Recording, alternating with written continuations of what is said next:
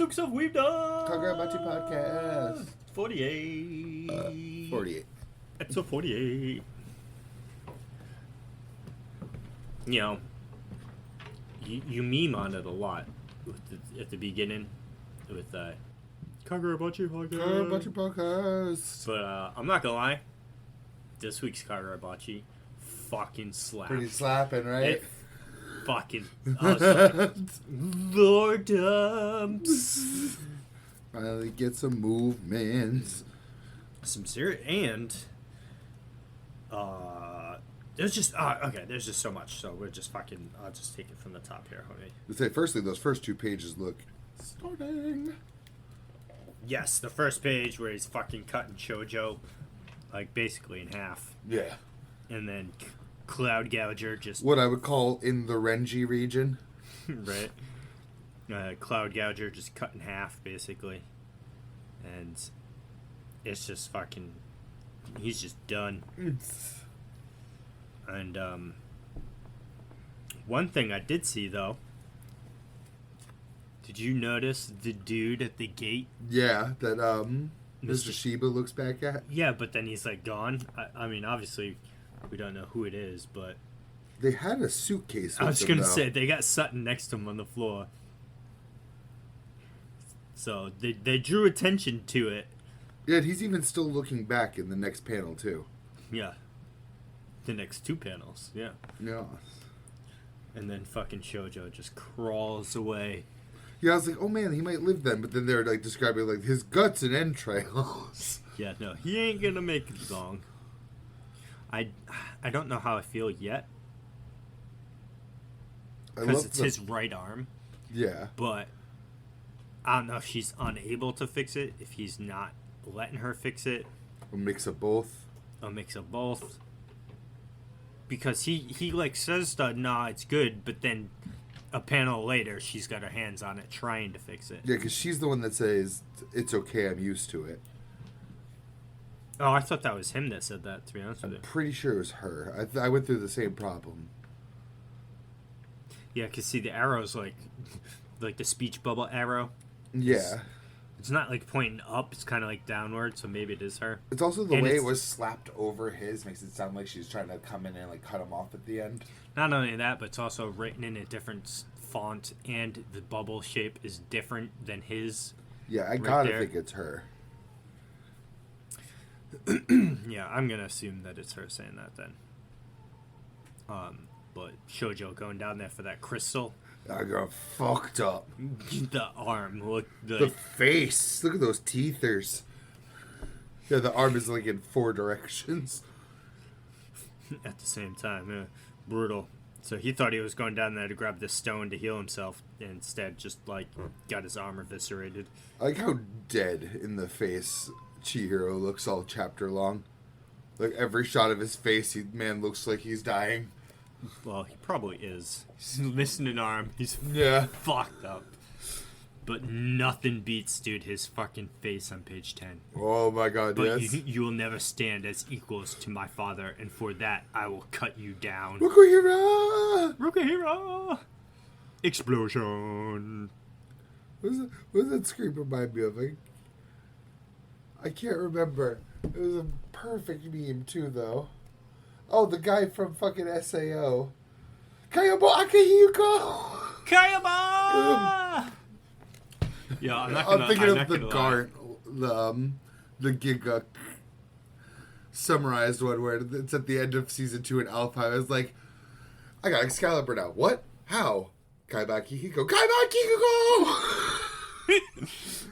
Yo, have you ever seen, not to just like completely cut away here, but side tangent, have you ever seen anything from Sword Art Online Abridged?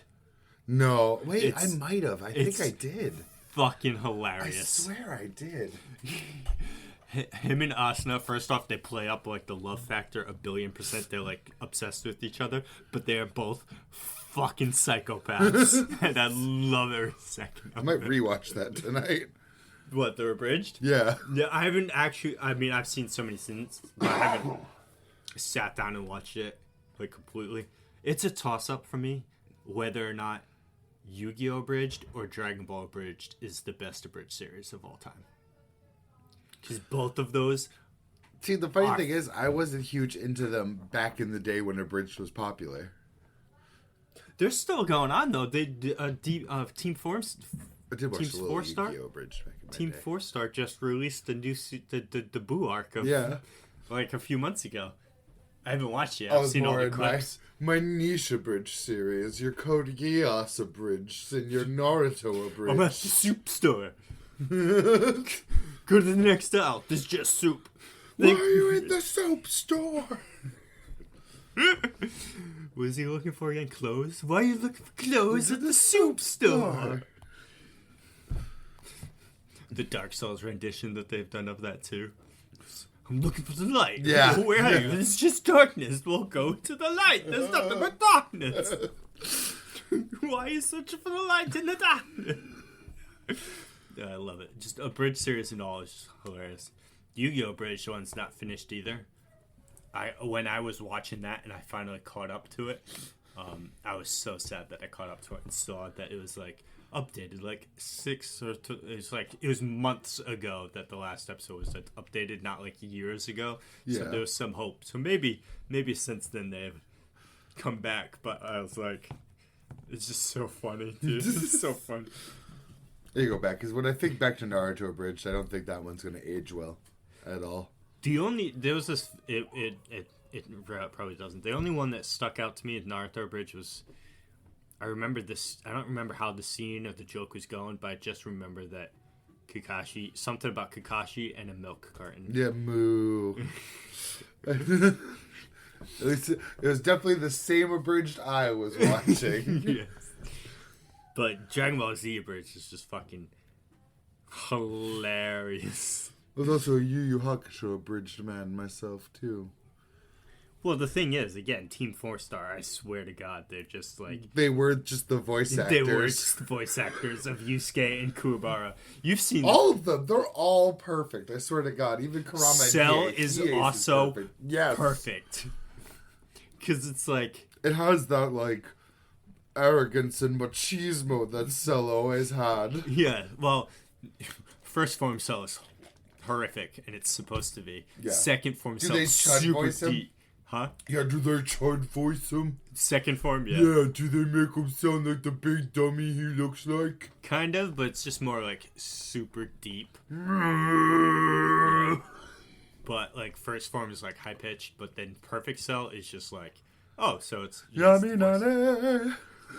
the voice actor of this. But then just you listen to all of Team 4-Star's the Cell games things, and it's like the Yu-Gi-Oh! The Yu-Gi guy even sounds... Goku's kind of perfect too. They captured the spirit of what the voices are. Yeah, because Yusuke and Kuwabara sound exactly like it. Ash sounds exactly like Ash does when he showed up. And there's some other ones that were there that was like, that's fucking perfect. They're just really good. I think their Goku and Vegeta's on point too, just in general. Goku's a little bit more high pitched than... Yeah, but again, it has that spirit that, like... Sean Schimmel hates him, though. Does he? Oh, no. Someone asked them about him about it at some panel or whatever, and he got all butthurt about it and was, like, saying that they shouldn't be doing it. And like, dude, that's parody law 101 right there. So they're going to start bringing up intellectual property, and the fans just going to walk away from Sean Schimmel. He was talking about Toei and Funimation, and I'm like, dude, chill. It's hugely popular. It's okay. You're the voice of Goku. It ain't doing nothing to you or the series. They make you more relevant, bro. Yes. They're just... It's not a zero-sum game here. They got... I forget who it was, too, but they just did something where they actually got the voice actor of... Oh, shit. Of somebody to work on a project with them, too. So I was like, oh, that's awesome. But, side tangent, over. Other half of the chapter. The very distinct other half. Yes, literally. Kamubani headquarters. This part was... interesting. Very good. It shows more, too, that... Oh, I didn't notice at the top corner that it was 10 days later. I also didn't notice that. I didn't see that the first time. Well, that makes sense, because why would they be meeting the exact moment Sojo died? Right. Well, I thought it was maybe the next day or something. Yeah. A week and a half later, but it's whatever. But some interesting lore dumps here, some new characters, answers on who... I have to look up. I'll have to screenshot it and look back in the chapters to see who of the shoujo squad was who. Because they're like, of the anti-Cloud Gadget forces, Shiyumi, Hajime. Yeah, They named 4 people. I know what one of them is. One of them is this person in the hospital bed. The one that lost their arm that was on the coastline being like, man, these swords are a problem. Well, they said all of these people have perished in the line of duty. Yeah, out of the people they sent at Sojo that we saw, 2 of them lived, the other 4 died. Oh, yeah, okay, I guess. So even the dude with the braid, the ponytail thing, was he the one that lived, or... One person lived with their legs gone, one lost an arm. We saw the arm person. I have no clue who the leg one was. Because I don't remember any of the names. No, me neither. I would just... Because one dude that had the boulder on top of him. But I was like, God damn it. He really killed all of them. Then learned that once someone takes possession of an enchanted blade, they are the only ones who could use it. Which is an interesting factoid. Yes. And then that they just have all of the previous users. It is him. He is the one that lost his legs. Oh, why not? I also like how there's colored anime pictures of like every panel of Kagurabachi. It really just is. So yeah, ponytail guy is the legless guy that lived. Whatever. Yeah, I just wanted to, because they had his name, so I was like, cool. I might as well see if I can Google this quick. Well, I appreciate it. Now, add in some context of who lives. Because he was really the only one I cared about anyway. He's the only one I cared about. The other ones did have some cool show-offs. Like, the guy with the mask was really cool, getting, like, propelled with lightning to... I just wish we saw whatever their plan was at that moment. Right before at least, Shoujo like, used May. Because they were about to initiate their plan to take him down. But then he used May for the second time and just took them all out. I can't believe I'm saying it. I wish you got a quick exposition of what their end game was. What? Just like one of those quick panels. Use? You want exposition? I do. Gay. I gotta say, these are some hard designs in here. Of which ones? The Kawabani or the previous sword dudes? I think the previous sword dudes, actually, now that I've... On second inspection, because the cool ones aren't there at the table when I scroll back to the table. Yeah, honestly, of all of the people at the table, the dude in the middle, the guy with the beard, the long beard. I think the girl with the Cyclops seems interesting, too. The one that actually mentions the lifelong contract. Yeah, she's not... Comparatively, compared to big polka dot neck man and horrible cheek chops guy. Yeah, this guy's like the only interesting looking one. But they're also like gunning for these Zero. ones, though. They look cool. The previous sword users. Yes. From the Imperial Army. Other than the dude all the way on the left, he's just a normal dude. Yeah, it looks like a fish salesman. The girl with pigtails with eyeballs in her pigtails. The double scar guy, the guy with the cool hat. The Pang Tong hat. Mm-hmm. But I've noticed there's only 4 of them. Yes. And Cloud Gouger makes 5. There'll still be 2 more people that used it in the army. 1 more. 7 blade? Oh yeah, Chihira's 6. yes. So there's at least 1 more. There's 2 more. Well, no, because they said Cloud Gouger, and these 4 is 5. Oh yeah, so yeah, the person that originally used it would be dead then. Yeah, so it would be 1 more. Yeah. But they did say all of them, because it says, ever since the previous owners of the Cloud Gouger was killed at the time of Rokuhira's murder, all of the wielders of the Enchanted Blades during the Imperial War have been under Kawabani's protection. But I wonder if that 5th one is the one that's here with all the seals and the ropes and the pillars in the next page.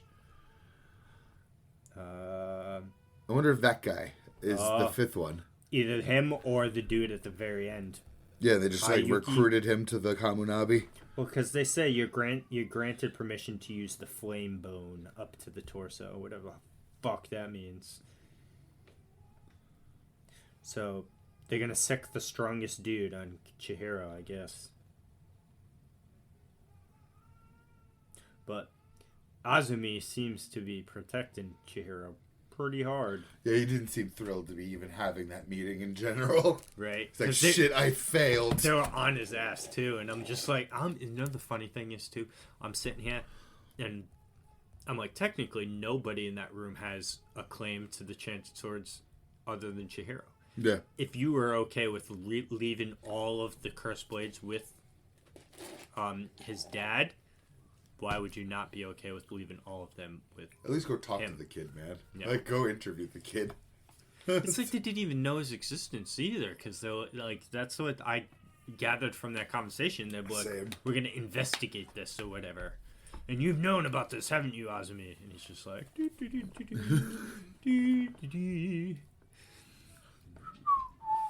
right? But No.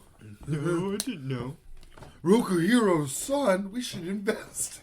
What do you mean he has a son? Like, you would think you'd know this stuff if this dude is making like the most powerful weapons known to the world. You would keep tabs on that. And why, in the first place, like, what administration thought it was a good idea to put all 6 of them in the same house, guarded by a fucking blacksmith and Mr. Shiba, who wasn't there?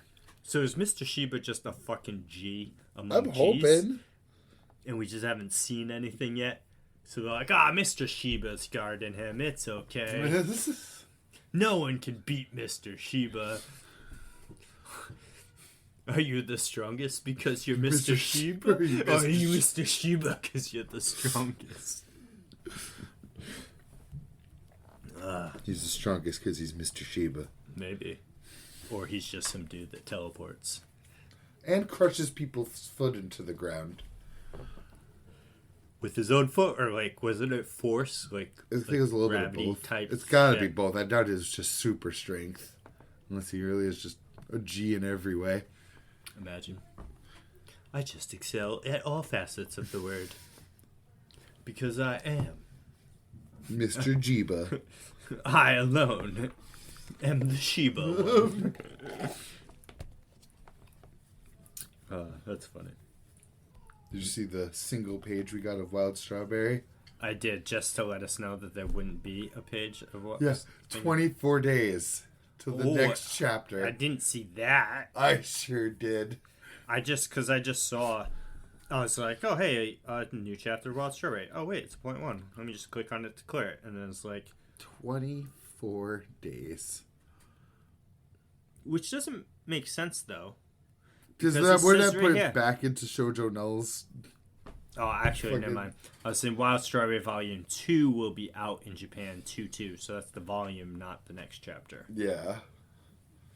But he's just saying that because of that, it'll push back the chapter release. For 3 weeks. Yeah, huh? Because if he's missing a week, which would have been this one, it should be 14 days. 14 days, yeah. Yeah. Or less than that. But yeah, I guess not. I think that is just going to put it on the same cycle as Shoujo No, but you would think Maybe Shoujo No will come with a point chapter that week. that, I was just about to say, I read Shoujo No this week, but it was a point chapter. Yeah, so it was. No, I did not read it. I didn't even read it. I was just like, okay. I was going to say, well, you could have still read it. I did not. I did it. I don't I read it. cleared the... Actually, this is the first time I did read the point chapter, but I did it in like the laziest route possible. I like glazed over the words. Yes, words on the panel. Oh yes. Oh yeah. Oh, you're feeding your brain. Okay, cool. Goodbye. Be gone with thee. Oh, another one that's not for a while is Spy Family. 20 days for Spy Family. Savage. Yeah, and we didn't have a JJK this week. I know. It was real Real sad week for manga. I did just finish watching the Cruise arc of the Spy Family. Nice. And Gokuraku Guy now has no update on its Really? thing. Yeah, nothing.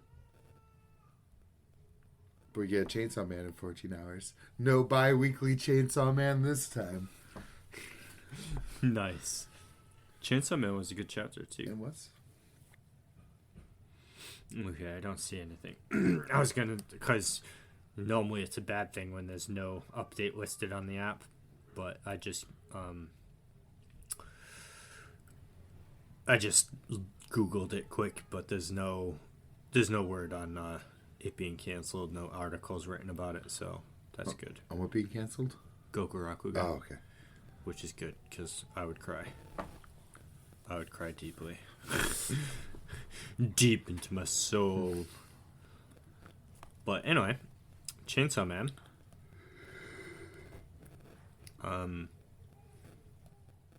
Not too much to really say. It's just he's fucking Getting stabbed up. getting brutalized by the people. It's kind of funny. Well, that's not the right word, funny. But kind of fucking... I don't even know what word I'm trying to look at, but just ironic, maybe, that, like, 2 days ago, Chainsaw Man was their fucking savior. They're like, everyone loved Chainsaw Man. And within, like, 15 minutes now, random civilians are trying to kill the real Chainsaw Man. Like, who's right in front of them. But then Denji showing how much of a fuck he gives. Cutting people's hands off and just, like, fucking up the citizenry. Because that's just how he rolls. And then Nayata coming into the rescue. By controlling grannies. Yeah. I saw a lot of people mentioning that there's like a lot of biblical references packed in. I don't know them. Something about the spears, and then very obviously this part. Very obviously. Oh, yes, the, like, on the cross thing. Yeah. I'm sorry, I scrolled through something, and my volume was on, and it just made that weird-ass noise. I love the look of people that are under Naoto's control. They just literally, like, puppet-faced. Things are, like... actually seem to be moving where I want them to go in Chainsaw Man, or where I said I wanted them to go. I think 2 episodes ago, where I was like, I want Denji to just say fuck all of you and just do his own thing. Fuck public safety. Fuck the church. I just fear the consequences of that. Especially now he's hurt people. Now public safety has like a much more substantial reason to try to stop him. Because before it was just like, we don't like that you're doing that. There could be knock-on effects that you're doing this. Now it's, oh, you're an actual danger to the public's safety. Because in part 1, Denji was just a slave, you know what I mean? He did absolutely nothing of his own accord. He followed what everyone else wanted him to do. In season 2, part 2, started with Asa, so we didn't see Denji until what? 15 chapters into part 2 or something crazy? And when we finally do see him and see what he's been up to, it's like, oh, the dude's got more freedom. He's just does whatever he wants. But even now at this point, it's like, okay, public safety was keeping tabs on him. They're kind of working with him behind the scenes. So even though he's doing his own quote-unquote own thing, he's still working in their best interests. I actually also think, like, back in part 1, there's that part where Aki was, like, trying to, like, prove that Denji wasn't good for public safety. Right. And they're like interviewing the people he saved, and one person's like, oh yeah, he saved me. The next person's like, he threw my fucking cards, and then humans can fuck off. I don't give a shit about them. What the fuck is this guy? So it's like, it's the same Denji, but before he had a government organization protecting him from the consequences of his actions. Right. Now it's the same Denji with no one protecting him from the consequences of his actions. Poor Denji. So when he goes to throw the guy in the car, the guys are going to come back and give him the stabby stab. Well, the stabby stab is super unfortunate For anyone who's not immortal like Denji is, though. Like, it's not his fault this time, but at the same time... It is. And Bareem is still suspiciously missing. What's our Katana Man's doing now? Because last time we saw that they're at the kicked in the nuts headquarters. by a whole bunch of fake Chainsaw Man. Hopefully not. Hopefully killing them. True. Where's Rize? I was literally just thinking, I was like, man, Rize would be really nice right now. I don't know how well the Rize and Nayata situation would work out. Because Nayata totally wants Denji all to herself, and Rize would also... It would have a severe hatred of Nayuta. Well, yes. One, for how she acts with Denji, but more importantly, yes, Makima 2.0. The one who killed me, specifically. Yes. Bitch. Let me slay you. Because, like, Quan Chi came in and at least helped. Like, jumped them away from trouble, broke her legs to get them away. What's Katana Man and the... whatever fiend was with him doing? Who was with him? It was a fiend with nails in its head. Yeah, because it had everyone nailed up like this against the walls and shit. I remember now, yep. Yeah, I do remember. Nah.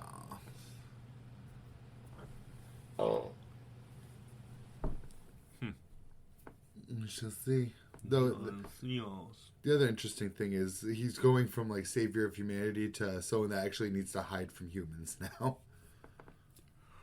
But on the flip side, this is also what Famine wants, because now everyone's gonna start hating Chainsaw or fearing Chainsaw again, which would make him stronger. And then war is breaking out, so that would make war stronger. And so also, now Famine, war, and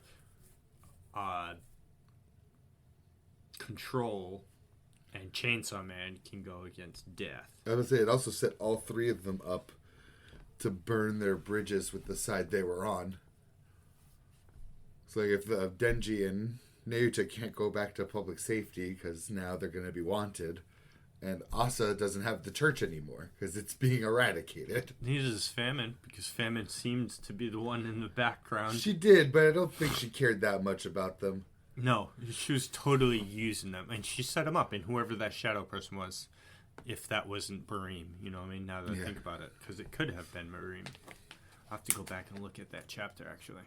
I don't remember the chapter number, but you remember that when it was Famine, we found out Famine was behind the church, Yeah. and some dude came out of the shadows and put his hand on her shoulder or something, and who I think is also still the one that, like, remember when they were getting out of, like, whatever the Falling Devil had them, I want to say? When someone opened the doorway and, like, saved Denji. Oh, yeah, Fake Saw Man? Yeah, that Fake Saw Man. Because that wasn't Miri. Yeah, so there's too many Chainsaw Mans in Chainsaw Man. It's getting ridiculous. Can we thin out the Chainsaw Man? Let's go back to just the one, please. Can I find out who the other ones were? Can we just not have any of them? Please? Thank you. That's where I'm at right now. With the number of them. Because there's still also the black, like the black one, right? That they were talking about, the one that... yes, but I don't... It's so weird them differentiating the two, because they're both supposedly still both Denji, like... Yeah, because it was Famine, right? That was telling Asa how War wants the black. Yeah, War wants Pochita, but she did say it in these words because she knew name-dropping Denji would ruin everything. One wants Pochita, one wants Denji, though, essentially. Yeah. I assume War wants Pochita. Yeah. And then Asa wants Denji? Yeah, because Denji's the Chainsaw Man that she knows. Yes. While Pochita's the Chainsaw Man Yoru knows. Little do they know, they're one and the same. Currently. Those are so clear that, like, Famine knows what she's doing, because she would clearly know that Asa has a connection to Denji, and that, I don't even know what the word would be, fucking revealing his secret identity would have enough, like a tangible effect here. It's like, no, you don't get the knowledge I have. They're really pushing off how long it's gonna take before Asa figures out that Denji is Chainsaw Man. It's probably gonna end up being a huge sad moment. That's what I'm guessing. Also, notice we've been without Asa for a while now. Once again, Not really. kinda. I mean, it's been since Yoshida popped in. Yeah, but that wasn't that long though. I mean, maybe for us was a because while of the ago. bi-weekliness that we've been doing. But I think the other in problem context of is- story, no, because it was while Denji was at the courtyard, Asa and Yes, while he was at like the mall thing. yeah, but then him and Nayata ran away with Quan Chi. I think it Quan feels Chi like stayed a while. behind, and he kept going, and then they got to the house, and it was on fire. I think it feels like even longer though, because it was a while before that we saw Asa. It's like it literally popped in to Yoshida being like, "Yo." But they happened at the same time frame, because as soon as the clock struck, that's when Quan Chi just killed all those dudes, and when Yoshida was like, commence So she battle. should still be on the streets, just going mad with power. I wonder if Denji's just gonna run into her. Yeah, because like in universe time scales, it's probably only been like 5 minutes since we've seen her. So maybe she runs into him and thinks she's just another version of the chainsaws that's happening everywhere, or she's like, oh, Denji also got affected with this stuff to keep playing the secret identity, or she sees it. It could go. It all depends on how she happens upon him. Yeah, it could go a bunch of different ways. Which is very interesting because we didn't get to see any of her time being on top with the church, like the news said. Right. We just cut to her suddenly becoming homeless, just like Denji. Of her own accord, though. Yeah. She totally. She sacrificed her home. Yeah. For power. Which is kind of just a shit ability. Not gonna lie. If that's all war has to offer, I mean, maybe it's because of the form they're in after their battle with Bochida, because it's just like, I can turn something precious into a sword. It's also, I mean, it was a strong fucking sword, firstly. And secondly, that was just her apartment. Imagine still, like, finding someone she actually values and turning them into a weapon. True, because then you also have to think, too, like, she was saying how the nuke is, like, one of her weapons. Yeah, was she doing that to devils? So, which would be weird, though, because you would think the nuclear bomb devil would be its own devil, because if the gun devil I think it the is. Like, he ate the devil, therefore the concept of nuclear weapons is gone. I thought she wants it back. Oh, okay. I thought she was saying how that's just a weapon of hers, like a bone saw. It's the same nuke. Well, it's the same way. If your power is to turn things that are precious into weapons, does she just objectify everybody at that point? You are what you can bring to me. True. Because in a fight, so far what I've seen, even if you amp it way up, Gun Devil fucking smokes. You know what the problem is, though? Asa doesn't have many things that she values. That's true. That's been the biggest problem. She's always had to resort towards my uniform, which just happened to be given to me by my mother, or this apartment building. She doesn't love anybody. Imagine if it was her cat that she lost. As sad as that is, because that whole way she lost her cat was sad. Imagine if it was, though. That thing could probably be like a lightsaber at that point. Just whipping out Darth Vader. It's just a laser beam that insta-kills things. You don't know the power of It the war meows devil. every time. Yeah. Please no. It has a lot of promise, but whereas right now it's like, but that sword did kind of kick ass. I mean, Yoshida's been shit in the bucket for a while now, but it did speed blitz the shit out of him. The only man that could see Quan Chi's moves. Yoshida's just too weird, man. He gets hyped up to hell in one part. I'm and starting then to the next think time you see Fujimoto him, forgot. I'm really starting to get there. well, maybe at least with Yoshida, because it's just like his stocks, man. You look at him and it's just like up, down, up, down, up, down, up, down, da, da, da, da, da. It's like never a steady climb or fall. It's just Yeah, peaks and falls. I think Fujimoto just forgot how, like, super cold and badass he wrote him in part 1. Hopefully not. And now he's just man failure. Because he also seems to forgotten that, you know, Kishibe is a person. Where is Kishibe? Where's Kobeni? Now that Kobeni's brother's cult fell apart. Isn't she a waitress at I a hope burger not. joint I hope she's somewhere? just- I thought that was confirmed that she's out of the business. Well, I would hope that she's not in the business that got destroyed by Chainsaw Man. Hopefully not the same one, but yes. I'm gonna fucking Google that right now too. I don't think we've even heard Kobeni. Chainsaw Man. What is? Oh, how do you spell her name? You spelling it right? C-O... Yep. That- Kobenji, but yes. Kobeni up to what did I say? It's Kobeni autistic. Oh my god.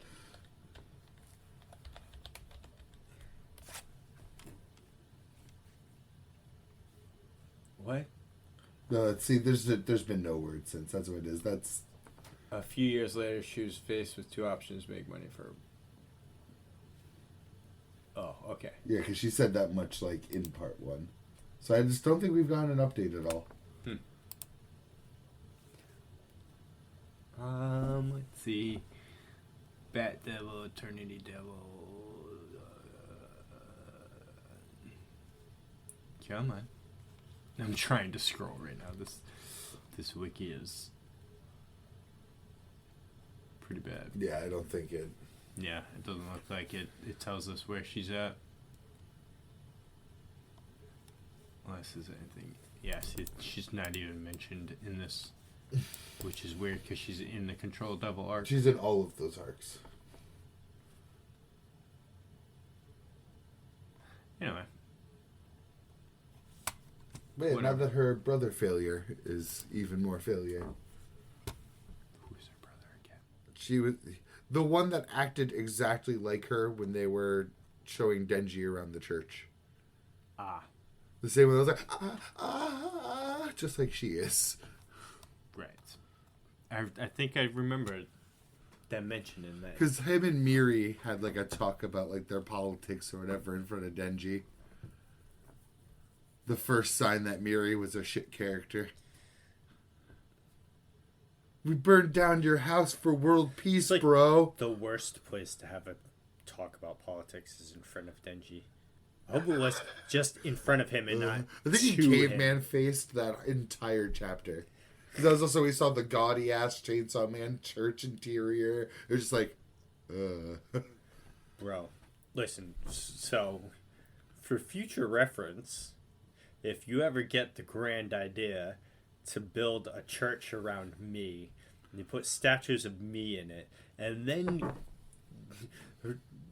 have the delusions to think that you're going to give me a tour of the building without me burning the thing to the ground. well, when you see your statue of you holding Gungnir in one hand and the Iliad in the other, you might think otherwise. You telling me you're going to burn that statue to the ground? Probably, yeah.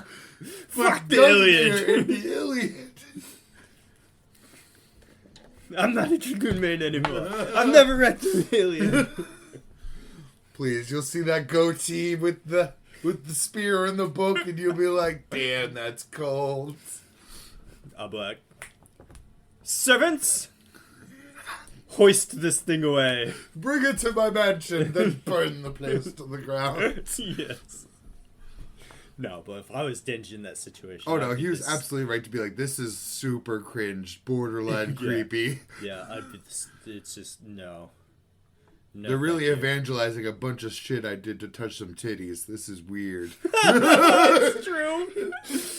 They do not get me. If this was a church after me, these would be booby statues. That is funny too, because basically all of part one of everything Denji did was just to touch Makima's tits. Nope, just to get a date. That's it. Just to get the sniff off of what's coming off of her butthole. Just to have her murder all of his friends. Yep. And then have everyone else misappropriate it to being something way bigger than it was. And then he ate her. You should tell Bream that. Off story. He should tell Bream that. Hey, your mistress, she's inside me. Don't you wish you were one of us bladed weapons now? She's deeper inside of me than you will ever be. I have something. I have something you want. And it means more to me than you will ever know.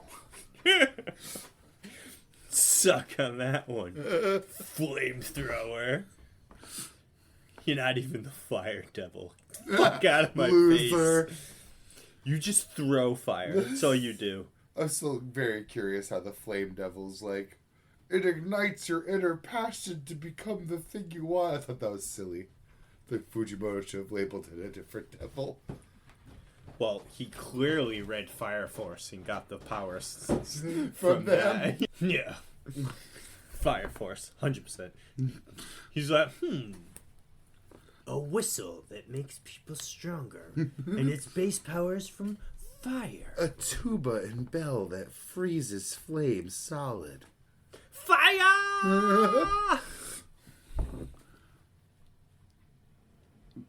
Yeah, it's just, Yeah. I don't know, man. Because I still think the Fire Devil's going to be super strong, but it's like, what is this? Where is this misappropriation of my flames? I want to see what the Fire Devil looks like. Yeah. Hopefully not too similar to what the Hell Devil looks like. For some reason, I keep thinking that Liquid Inferno Rage Boss. Not Rage Boss, Raid Boss. Maybe it's just Liquid. Living Liquid. I thought that, but fire. So, there is one of those in 14. Living Liquid is the raid boss in Alexander 3. Yeah. Then a dungeon later on in one of the later expansions is the same character model as Living Liquid, but instead fire. of water, it's fire. Good. Yes. And it's just a dungeon boss. But yes, that would... That's where my brain goes. Humanoid-shaped fire. Yeah. But knowing the high-class tier demons that we've seen... Yeah, Fujimoto's probably going to have something better for me. Yeah, it's not going to be humanoid at all, because... Very monstrous. Very monstrous. Like, Death Devil, Hell Devil, Fallen Devil. I still think the Falling Devil would have been like 20 times better if Fujimoto didn't see the menu right before then and decided to randomly give her a cooking theme. Oh, yeah. Yeah. And also, I mean, it's a cool aesthetic, don't get me wrong, of a person who's got a decapitated head. That's the part I love, with the arms holding it up all the time. Two of the four arms hold it up. But, like, where's that correlate to Fallen? But it's cool anyway. So it is cool anyways. Anime logic. It's cool, so we do it. Kaiba and Kamina, I'm looking at you. Those oversized capes and cloaks and sunglasses. And the space elevator to get to your space station with the AI to shadowbox Yugi. Yujimoto. It's in how you lose the duel that's important. I forget. There's another thing too with Kaiba in the Yu-Gi-Oh! Bridge about guns. Because someone brings out guns, but in the 4Kids, maybe 4Kids did Yu-Gi-Oh! Yeah. They get rid of the guns. Oh, yeah, I literally remember that scene. You're coming with us, Mr. Kaiba. Yeah. They make a play on that in the Yu-Gi-Oh! Bridge. They make a joke about that. In fact, when I think of the Yu-Gi-Oh! Anime, that's actually the first scene that comes to mind every time. I don't know any scene better than when they kick down the doors and don't have the guns. You're coming with us. Those are really funny because Kaiba Corp was an arms manufacturer before it was Okay, Duel Monsters, yeah. And then Kaiba takes over and like Makes it a technology company. Those guns are definitely still somewhere, though. I'm sure Kaiba has a gigantic stash of weaponry. Kaiba brings all new meaning to the term gazillionaire. God, I wish we lived in a world where the arms manufacturer could pivot to making a card game and be more successful at the card game than the arms dealer. Our stocks are 5 times in right now. Keep these cards coming. And then not only that, quadruple downs on their investments in the card, because all of the hologram projection stuff, all of it is Kaiba made Corp. by Kaiba Corp. In fact, I don't think they make any of the games because that's like Pegasus's company. They make all of the everything else to do with accessories. it. The dual discs, the holograms, the stadiums that were all across the tournament hollow that Pegasus stadiums had. Yeah. Oh, it's funny because it's from it's from a movie and it's legit. Kaiba breaks a water bottle that's made by Kaiba Corp because he throws it, and after he's done with his tantrum, he's like, "Fire whoever made that water bottle! Kaiba Corp does not make an inferior product." I was like, "Damn, fucking gold." We need Kaiba in real life. I'd play Yu-Gi-Oh! In a heartbeat again if there was fucking those hologram fucking... Oh, God, yes. Not even the dual disc arm things, which are fucking fire. I wish I still had mine, because I had that shit when I was a kid. I never did, sadly. And the original ones from the Pegasus arc and the first time he fights Kaiba, the very old, outdated with the big machines that come out. I'll play the fuck out of those things, man. I don't give a fuck. That was awesome. But maybe I'll rewatch Yu-Gi-Oh! Now. No, I just watch Yu-Gi-Oh! Abridged. I probably will. It's so funny, dude. Well, there's something about a show that takes itself seriously, trying to be about a world run on a children's card game. But it's magical. I'd even go as far to say that the entire genre of let's play this kid's game has been ruined by Yu-Gi-Oh! Having the stakes that it had. What do you mean? So, like, Yu-Gi-Oh's? Digimon, Pokemon? I mean, like, post Yu-Gi-Oh! So, like, I even hate to say it, like, Bakugan, Beyblade. I don't really know that many others. It's because Yu-Gi-Oh! Is too good. So they can't. The fact that Yu-Gi-Oh's entire society is like run on Duel Monsters blend into all the other shows world building. None of these shows know how to just make a children's card game be a children's card game. Moses split the sea with a fucking Beyblade. That's what I mean. It's too much, bro. And that's a fact in their world. Normalized low stakes. It's okay to lose a tournament and not make money that you wanted to make. Beyblade's the perfect example of taking it too far, too. Like, look at this shit.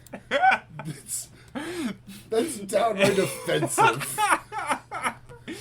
Please, just Google Moses Beyblade. That's it. Stand behind me, fellow countrymen. No one. Let her rip. Nobody at all. Absolutely fucking no one. Anime. Did you know that Moses used the Beyblade to part the Red Sea? It's too much. Actually, it's funny because randomly the algorithm showed me, and I watched the whole fucking video. This dude put 100 candles in a line, and then ripped a fucking Beyblade down it to try and put them all out. It took him quite a few times to get all the candles out in one go. Was this a real person? Oh, yeah. I thought you meant in the show. No. It was like my Beyblade training. They have to put it out before hitting the ground. No, it was in real life thing. Good God. I was like, oh, okay, so There was just a Baki moment there. The algorithm's playing Beyblade today. Okay. I want to say last month I saw a lot of Beyblade clips going around. Oh, and you can't tell me though that like Yu-Gi-Oh did not influence the character That's what I design mean. of Beyblade. That's the other horrible part, is they all have terrible hair. Yugi has fucking awesome hair. I hate Yugi's hair. Yami Yugi does, because normal Yugi it looks weird. I hate Yugi's hair. I don't. And Yugi's the only character like that in Yu-Gi-Oh! Too, which is the wildest part to me. Excuse me, do you not remember Bakura? It's not nearly as bad. I mean, we look at Kaiba, Joey, Tristan, the girls, Pegasus. It's just not colored. It's pretty bad. Bakura's pretty bad. Yeah, he's just even, it's all white. Even depressed Bakura, that's a lot of hair, bro. Just normal Bakura, yeah. I liked Bakura a lot. I was a big Bakura fan. Yeah, he's cool. The split personality thing was sexy. The silent bad guy. Yeah. Merrick, too. His hair is wild.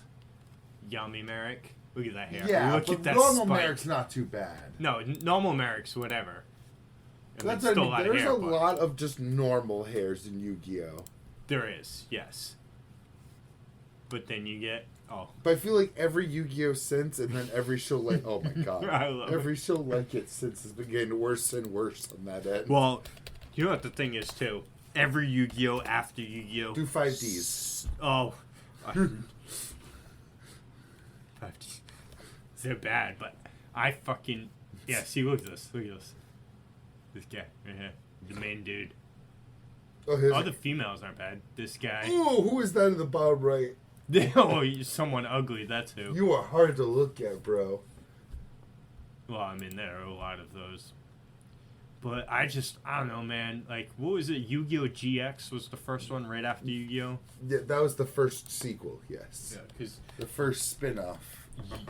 Yami makes or Yugi, I forget which one, makes an appearance in it, but I don't know, I just didn't get into it because they tried to change up the way the game was played to make it new and refreshing and be like, let's go. They also tried to follow the rules better, to be fair, instead of Yu-Gi-Oh! Literally giving effects to cards that didn't have any effects. Yes, well, they also got away from the fucking darkness magic of age-old sorcerers. The Shadow Realm. And instead went to school.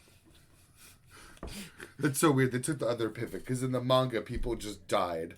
They censored that to be, they send their soul to the Shadow Realm, and they're like, you know what? Let's get away from all the dark theming. They're just in school now. And then fuck school. Let's go back to dark and do capitalist dystopia, where we duel on motorcycles. I was just going to say, you know it's cool? Dueling, you know, it's cool. Motorcycle. That's the funny thing. Let's do both of them. I need to watch a roast of it again, or whatever review of it again. But the fact that the police can ring you up on your motorcycle to have a duel that if you lose, it shuts down your motorcycle, instead of the police having the authority to just shut down your fucking motorcycle. Are you serious? I'm 100%. Kaiba's just a god in that thing then, because... Your autonomous rights to duel come before police intervention. Exactly. That's not even if you want to arrest a man, you better be ready to duel him first. It's not even the route I was going to go, but that's way better depiction of what I just said, because I was thinking just because he has so much money, he can just buy all the best decks or whatever. A man has a responsibility only to God and his deck. For deck and country. The dude killed himself. Quite literally. To go just so he Yuki could go again? challenge Yami again. Tell me he's not gay. Tell me that's not repressed gay feelings. You can't. He never had a woman. Either that, or a man wholly committed to his craft. I'm committed to my hatery. I fear nothing, but that man scares me. It's like what's that quote? He fears nothing but not having that man ever again. True. He wouldn't. He was trying to. Maybe that wasn't it. He built a space elevator to go like supersonic speeds to try and like go just to put his computer simulation of Yugi up there. That computer could have been on Earth, Kaiba. There's nothing inherent about that computer that had to be at the end of a space elevator. And then he beats the thing. And he's just mad. Because he's like, ugh, you never would have lost. That's what I knew it. I knew it. It's like, damn, it must be a problem with my programming. Why did it beat me? And then you can't even say that it's a Yugi thing because he duels Yugi in that match, and he's still unsatisfied. I know it's not a Yugi thing because Yugi's not sitting around thirsting all the time about how good Kaiba's gotten or not. Because that's it. They'd be like, I need to fight Kaiba again. Oh, I'm so horny for it. That movie, Dark Side of Dimensions, is pretty dope though too. I've still only seen the first Yu-Gi-Oh movie. That movie is also fire. Yeah, it was. But because people have done like a deep analysis on the duel, because as duels go between Kaiba and Yugi, in any situation, it is always interrupted by the big bad, and they must both duel the big bad, and they're just like in the first Yu-Gi-Oh movie, the fucking yeah, it's all about the gods and shit. Yeah. And Kaiba summons the pyramid that gets rid of the gods, and then whoever the fuck that guy was comes down. I don't remember. Movie bad guy. Movie bad guy, yes. But there's a movie bad guy in this. And, but people tried saying that, because when Yugi beats, quote unquote, beats Kaiba, he had a trap card face down. So people did, like, an analysis of the whole duel to see, because there was a side of people being like, oh, Kaiba could have won if he activated the trap card. Or so people are trying to, like, mathematically, by order of elimination, figure out what trap cards were left in his deck. Yeah.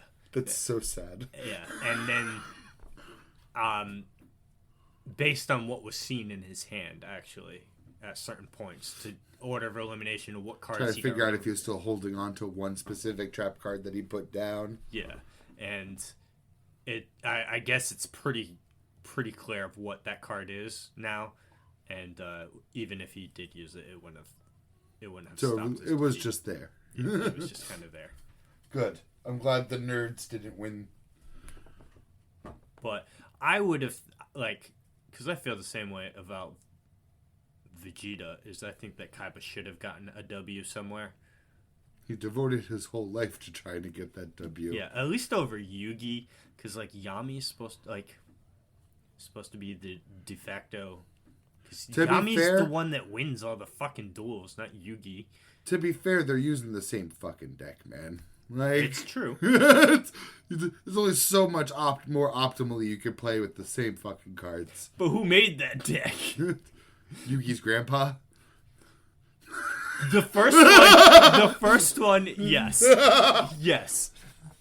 But Kaiba beat that deck and then got beaten by tomfoolery the second 5 cards get thrown over by a boat by Weevil does not make an entirely new deck. It is true. Well, actually, no, it does, because like nothing he uses. Well, no, he uses Karibo. That was his grandfather's deck. Because it's funny too. Because if I was Kaiba, I'd be fucking rip shit over that first one. It's like, it's fucking bullshit, man. I had 3 blue eyes white dragons. He had like 500 health. I was gonna win, and he pulls this fucking heart of the card. Well, it's fucking bullshit when he's just like, my elf feels good today, so it can swap its attack and defense points. And then I'm looking down at the same elf card, and it's like, lives in the forest, has a wonderful time. Celtic Guardian. That also had a bullshit effect. But no, the elf that he liked to play, too. It had like 2,000 defense, I think. I think I know exactly. Mystic Elf. They gave it an ability in the show to swap its defense and attack. Yeah. Just inherent to the card. It pissed me off. There's a lot of cards that have effects in the movie that just don't do dick in the fucking... Bullshit. But... They played fast and loose with those effects. I will say, too, though, I like the early generation of Yu-Gi-Oh! Like the actual card game. Yeah. Way more than modern. Yeah, it was literally playable back then. Yeah, well, the same can be said about Magic the Gathering. Yeah. We haven't played Magic in quite a few sets now. Though, like, old Magic was so broken, though. Like, Alpha Magic is so broken. Yeah. You have a 2-drop, take an extra turn. Yes. All right. So get rid of all that shit. But like from Phyrexia 1 onward, yeah, because Phyrexia had. I mean, even at Phyrexia had fucking the first Eldrazi, but which was It's still gonna be so much worse for Yu-Gi-Oh though. You could have a turn 1 victory. You could just have a turn 1 first play win. Well, yes, if you have card effects, but I believe they've made it so if you go first, you can't attack. I think that's it. Yeah, card effects, but you could like special summon, gyro summon, tribute summon. 100% Yu-Gi-Oh! Because you can play your whole hand if you wanted to. And Yu-Gi-Oh! Right on that turn on 1. that first turn. Well, you can play out your deck right on that turn 1. Yeah. So it's really... You're slapping down 2 dragons, sacrifice them for a special card out of your deck that specifically needs dragons to special summon. Then he's on the field, so you can gyro summon to another fucking thing. There's like a billion fucking ways now. It's too there's much synchros, now, yeah. There's... And then things we're not even... But like, early Yu-Gi-Oh! Was just so much more fun. Because you didn't have a bunch of 2-star things that fucking chain comboed into like an 8,000 hit point fucking attack. And then like Magic the Gathering's problem now is that a good card 3 sets ago is now reprinted into a different card that costs less mana. Yeah. And then that same card 3 more sets from now will be done again. It's power creep. To justify the existence of making more cards, Magic has gotten a really bad power creep. Horrendous. On top of just like a complication creep. Because I remember the dungeon effect they put in for the D&D set. You like play something that'd be like advance in the dungeon. You get a card that has multiple rooms and you go to the room and do the effect of that room. It's like I'm having a choose your own adventure on the side of my Magic game. It's like, am I playing D&D or am I playing Magic? Yeah, please. And it was a good effect, but it's just there's so much auxiliary stuff that is coming in. Yes. It's too much. Because they're trying to be like, oh, here's, the next, like, cool new mechanic. And it's like, no, you know what cool new mechanics in my day was? Fucking vigilance. Why don't you just put more things that interact with the mechanics you already have? Because you can only put so many cards in a deck anyway. So it's not like if I do, like, whenever you scry, do this in a different way. Well, actually, you can have as many as you want. Yes, but I mean, you shouldn't. You should have a 60-card deck. And when I first started, I did not. There's numerous decks where I had 75 cards in a deck, and it just never worked. It's just like, even the new effects they're coming out with, there are just so many hoops and lines to get through. It's too much for me. I'm done. I get it. I'm there with you. I'd say... I feel like if we check back in 5 years, Magic the Gathering is going to require an entire board with pieces and shit to keep track of all the different fucking garbage that's in it. Between all the tokens they put out lately, too. Between food tokens, treasure tokens, clue tokens. They just put out a fucking another one. I don't keep up with Magic. I mean, I'm sure there's plenty of glorious cards that have come out. I haven't kept up in half a year at least. Like, I haven't looked at anything. I mean, it's been longer for me. Like, probably 2 years. I did pop in when I downloaded all my mobile games. I downloaded the Magic one again. I popped in for one match and then left. There was a Commander match too. It wasn't even a regular. I'd say peak Magic was probably Return to Ravnica and what was the Thalos? What was it started with a T. I want to say Thanos, but it's not Thanos. I know what you're talking about. The Greek-inspired one. Yeah, with all the first round of God cards. And then it was Tarkir, and that's when it started going down. But not because Tarkir had power creep, because Tarkir was just not a very good set. No, it wasn't. I mean, they had some good I like cards having 3 color cards. I like having 3 colored, like, clans. But I feel like the legendaries just weren't as good. Well, the one after that, Gatecrash? Or is Gatecrash one of the Return to Ravnica? I think that was one of the Return to Ravnica ones. The one with Volus stuff. When the story started focusing on Nico Bolas again. actually don't even remember what came after Tarkir now. Well, we're about to find the fuck out. Theros. Theros, yes, that is there. It's not after Tarkir, just remembered finally.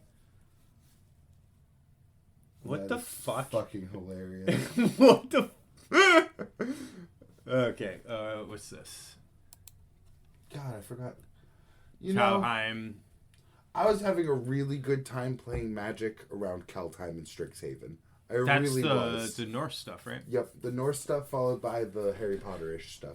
Yeah, because, well... Strixhaven was actually a really good set, in my opinion. Was that the Harry Potter stuff? Yeah, where there's schools of mages and shit. Kaldheim was the last time I bought Magic. Kaldheim was lit. Kaldheim slapped way harder than people give it credit for. Let's see what this is. Oh god, I can't read that. Man, We're gonna enlarge this. God. Well, I already hate them for putting Dungeons and Dragons set in S tier. Unglued and Unhinged isn't amazing. Found a tier list, so we're looking at Origin. Oh. decent alpha ice. Slow down to bad. It's bad. Yeah, they're fucking stupid. They put Innistrad in bad. Innistrad is peak Magic. I can see it in a power scaling degree, but it's such a good set. Modern Horizons wasn't that bad, but I get where they're coming from there. Dog shit versus Saga. Hey, Cons of Tarkir in the dog shit tier. That gives me a little faith back in them. War of the Spark was fire. Fire, bro. You don't know what you're talking about. They put Kamigawa in neutral. I would put Kamigawa in bad. I would put it in bad, yeah. Time Spiral. Kaldheim, bump that shit up, man. I haven't even seen Return to Ravnica in this. Oh, I see Guild of Ravnica. Well, yeah, because there's been 3 Ravnica sets, and it's like, come on, guys. Go somewhere else. Yeah, because they're not doing it as just the full set either. They're doing, as the full block. They are putting each individual set. Where are the other Return to Ravnica sets? Yeah, it's like Commander 2010, I would never put those. Those could all go into dog shit for all I care. For real. Alright, let's go back to this. I can't believe the Dungeons and Dragons one is the only one that made it to the top out of ones I've played, though. No, that's not gonna help me. Just the symbols, that means nothing to me. Let me see if there's anything in there. Timeline. Just put timeline. Yeah. It's too much. It's too much. They put out 10 sets a fucking year now. Do they really? Not that many, but kinda. Probably, because they put out commander sets for every set now. Oh god. Oh, they put it chronological, I bet. Oh no. Oh no, I want fucking They absolutely put it chronologically. Yep. Prehistory, as if I'm gonna look up the prehistory of Magic the Gathering. Oh, suck my dick. Release timeline. All sets. In order. In order, please. Oh, I didn't put it in order, but whatever. We'll go here. Set releases. Where am I? You're in their official page, so that's what they're selling. Okay, let's see what's here. Come on, just give me a list of every set. Alright, what's this? Oh, upcoming sets. Here we go. Oh, here's something. Oh my god. All the pop-up ads. So let's go back to 2010 ish, or maybe. Well, I just saw when I World's Eldrazi. We passed Return to Ravnica. Yes. So yeah, all these are Wailed. Yeah, Conflux. Zendikar, Worldwake, Rise of the Eldrazi, Duels of Planeswalker, Scars of Mirrodin, Mirrodin Besiege, New Phyrexia. So we'll start in 2011 Innistrad. So we're trying to find what was after Tarkir. Yes, so I'm just saying Innistrad up. Innistrad, Dark Ascension, Avacyn Restored. Fucking amazing. Return to Ravnica, Dragon's Mage. Let's see. His Journey to Nyx, Conspiracy, Vintage Masters, Khans of Tarkir, Fate Reforged, Dragons of Tarkir. Yeah, it was Return to Zendikar. Yep. Oh yeah, that's right. That shit was fire too. I I fell out there. I couldn't do it. We both bought a huge box set of that. Remember, I have like two new. I don't think I bought a big box of Zendikar. Oh. Oath of the Gage Watch was a badass set. Shadows of Innistrad was alright. Kaladesh. Played some Eldritch Moon. I remember Kaladesh. I was way out when Kaladesh happened. I was so far. I think this is when we stopped coming because we came back in. That's when energy tokens came out. That's when they did huge artifact sets. That's when I pulled a $100 soul ring that I ended up losing. I remember that. We came back like Ixalan for sure. Ixalan, our devastation area. Or I came back right after Ixalan, but because it was so close, Ixalan cards were still in rotation. Yeah. I think I came back in Dominaria and Guild Ravnica. Yeah, because I came back in time for War of the Spark. Because I was really excited for War of the Spark. That's where they put out all those, like, simple planeswalkers, the ones that have, like, 2 effects that only go downward and 1 static effect. Mm-hmm. Yes. Which, so also, like, in and out of it through this, like, Asteros Beyond Death was Unsanctioned, Ikoria, Jumpstart, Zendikar, Ryzen. I don't remember that. Kaldheim is when we came back into it. That was awesome. Kaldheim was lit. Strixhaven was good because that's when they started doing 2-sided cards in both of those sets, and I like the 2-sided cards. So Strixhaven was probably the last set I bought cards from. For me, is probably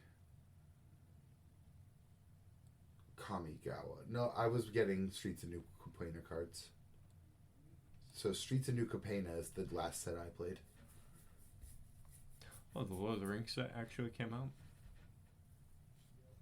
I don't even know cards from any set beyond Streets of New Capenna. I haven't seen anything from March of the Machine or the Brothers' War. Which I was so excited for that kind of shit, too. Mm-hmm. But I just lost all of my love for Magic. Take another Ravnica Remastered 2024. Oh, it's a compilation set, though. It's not an expansion set. Murders of Karlov Manor. That sounds good. It does vampires. Outlaws of Thunder Junction does not sound good, though. Does not. Who named that? Who did that? Reminds me of that horrible Ubisoft show that's out now, Captain Laserhawk. A Ubisoft shared universe. With what? I thought the same thing because it's Assassin's Creed, Far Cry. Far Cry is in this up. Some realistic dudes, because Splinter Cell. You're telling me that Far Cry is canonically in the same universe as Assassin's Creed? Yeah, they're both Earth. What else can I tell you? I don't know why they thought it's a good idea is the problem. Why would I care about how somehow the Far Cry dude, the Splinter Cell dude, and the Assassin's Creed dude are in the same universe? I don't give a shit. They just don't... So to be fair, the part I'm being a little disingenuous about, I'm pretty sure for Far Cry, they're talking about the Far Cry Blood Dragon, which was like a cyberpunk side game they did. Everyone's just trying to be Marvel. They're like, oh, Marvel can do it. Ubisoft is the worst choice to try to be Marvel. Yes. It's like, no. I don't even like Ubisoft when I'm taking them one at a time. What's next? Is the Skull and Bones pirate gonna pick up a fucking Tom Clancy character? I don't even know. I got nothing on that one. Literally nothing. I couldn't believe it when I saw it. It's funny because I keep hearing creators mention that it's kind of good, and I'm like, I don't care. I can't insult myself with watching a Ubisoft show.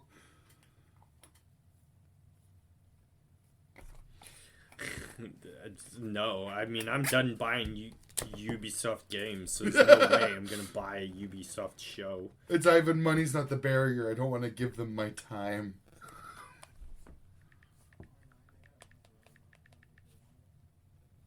Captain Laserhawk, a Blood Dragon remix. Oh my god. And then you're gonna tell me that whatever that is in the same universe as Assassin's Creed 2?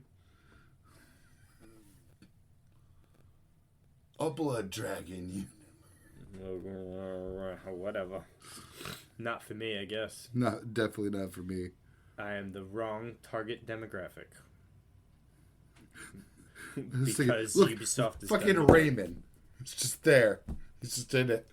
Because it's a Ubisoft show. That's a huge ass fucking nose. Yeah, it is. I can't bring myself to do that. No.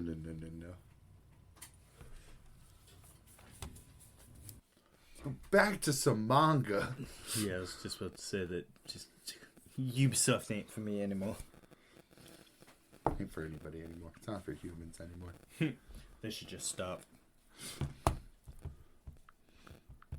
What else is there, actually, for... Kaiju B-side? I did read that, yes. Good. Good. Good. Good chapter. I mean, I like Hoshina. Yeah, I mean, it's... Just I don't know if this, like, whole side manga is just going to be about Hoshina, or if they're going to just do other characters or not, but it's like... The problem with it is there's... The only stakes are as if this boy's going to die or not, and I'm pretty sure he's not going to die. Yeah. Because it's like, Hoshina ain't dying. No, and he just went in there with him. I do like that they're using this to give more character to Mina, though. Same. Big same. Because, yet again, another chapter adding more depth to her character. I hope that's not a sign that we're going to lose her. Them being like, shit, maybe I should cram some in right before I kill her off. It might be. But again, this is a storyboard from the same guy, but art... Yeah, art from a different guy. From a different guy, which you would never know, because it looks exactly like his fucking art. Indistinguishable. New Kaiju in 3 days. Yes. Did I get a new Trojan X? Oh, hi. 10 days after the last one. 48.2. Yeah. 15 pages now. Well, it's a .2 chapter, too, so... Yeah. Oh, yeah, I literally just got that. That dropped after the wave of everything else.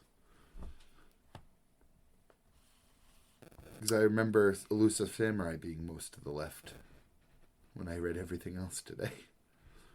I don't really pay attention to the latest 3 chapters at the top, to be honest with you. I only do to see what I have to go read, because it's shorter to do that than to go through my continue reading at this point. Well, for me, all the continue reading that I would need to is in the front, because I barely click on any of the other stuff, unfortunately. Well, I got so much there now. Oh, so do I. It's just, which I do need to... Because I'm also caught up on Shadow Eliminators. I'm not. I didn't read this week's chapter. I don't blame you. But I am caught up on the rest of it. But again, not much to really... I barely skimmed. I didn't even go back and reread like the stuff I wasn't paying attention. I just powered through that chapter that I gave up on. I read it though, but I read it at like 50% attention capacity. 50% brainwaves. 50% brainwaves. I did read the newest chapter a little bit more like wholeheartedly. I guess I would put it. Still don't like it. Yeah. Well, art's still good though. I'm sure that... Oh, so you know what confused me? What's that? Hearing that Martial Master Asumi's canceled, but it's still getting chapters. So part of me is like, maybe not trust news. Maybe binge. Did you look it up to see if it did? I have not, actually. Or if it was just something that somebody said on the internet? Yeah, it's the latter. Time to find out before we spread fake news. Yes. Because it could have been canceled and be like, yeah, we go. We're going to wrap it up type deal. So we gave him like 10 weeks, 10 chapters to wrap up his story. The first not article. The first Reddit post says that they're to be... No, I don't know. I don't see any official word that it's canceled. I ran with some straight lies. So, well, I guess we'll find out. But I'm sure that there is going to be another wave of cancellations because so far Kagurabachi's the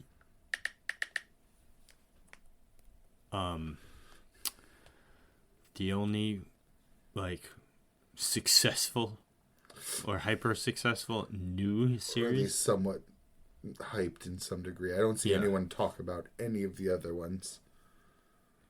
So, I mean, that's what Shonen Jump just does, is they just cancel, get more in, cancel, get more in, until they find something that sticks, you know what I mean? Because they're going to need it with Black Clover, My Hero Academia, Yeah, Black Clover already gone. And Jujutsu Kaisen all ending soon. Tough part is I don't know exactly what gets into the magazine or not. Like, I don't know if Trojan X goes in the magazine. Part of me doubts it. It's very dark. Mm. I mean, they still got a lot going for them. They have fucking Sakamoto Days. They have Undead Unluck. Mission Yozakura Family, which is 211 chapters now. Yeah, and fucking Elusive Samurai. I think of Yozakura Family, Elusive Samurai, and Akane Banashi as like these like shadow ones that are still like they don't get talked about, but they do well enough to keep going. God, I need to catch up on Witch Watch and Undead Unluck. Those are another ones that they're just like so under the not Undead Unluck because it has the anime. It's starting to get some sort of talk about it, but I never see Witch Watch talk ever. It's also another one that just kind of like does its thing and keeps going. I need to watch the Monsters anime that came out. Monsters? The One Piece one shot that's right there. Oh, yeah. That they've been promoting. Monster. Greens? No. Scroll down a little bit. I just saw it right there. Yeah. That's older. Classic one shot. Yeah, I can tell from their word of classic. Their use of classic, rather. The one shot he made before he made One Piece. So ancient. Ancient's the word they wanted. The earliest 97, 96, 97, 98 range, because One Piece started in 1999. I wonder if it just got like he puts it out and then Naoki Urasawa puts out his monster and he's just like, damn. Well, they said, I mean, Oda kind of made it canon because it doesn't break the canon at all. It's just some samurai that kills a dragon. So, and Not as simple as it gets. yeah. I mean, his character is in One Piece. I mean, it's supposed to be Ryuma, so Ryuma's on Thriller Bark, and Zoro has his sword. Until just now in Wano, when he traded it for Enma. But whatever. I mean, someday I'll get there. Thriller Bark's only two arcs away from you. Which is a lot of chapters, to be fair. It is, yes. It's funny, I was actually just thinking about that earlier today. I was like, the Wano arc is longer than, like, 80% of all manga ever. It's like 230 chapters. Oh my god. For just Wano. Or something like that. Or, no, it's like just over 200 chapters or something like that. Because Wano starts somewhere in the 900s. It ends at 11 change. Jesus. Yeah. The anime is 4 years continuous run-in of Wano Kuni. Before it ended. Too much. Some would argue not enough. Not me. Not this guy. I will also say that I think that Act 1 was too long, because Wano is split up as a traditional Japanese play. So it has the three acts or whatever. Yeah. So Act 1 is Well, see, because Act 1 is a lot of the setup and the get to know the people. Act 2 is like Udon Prison. I think Udon Prison was a little too long. And some of the other setup leading up to the raid that is all of Act 3. I think Act 3 is fine. There's a lot of stuff that was skipped at the end of the thing. Like, Zoro never saw Ryuma's grave, and a lot of people got pissed off about that. And there was no real more info on Zoro's parentage, because the village he grew up with, all of those people are from Wano. So it's like there's other tie-ins that missed opportunity we were expecting to get, but just didn't. But it's also not really needed. We don't need to know who Zoro's parents are. Yeah. You know what I mean? I actually saw that discourse. It doesn't add anything to the story, that's needed. And plus, Oda's trying to end it up, and the current arc seems like it's going to be ending soon too. There's not much more to go. I'd give it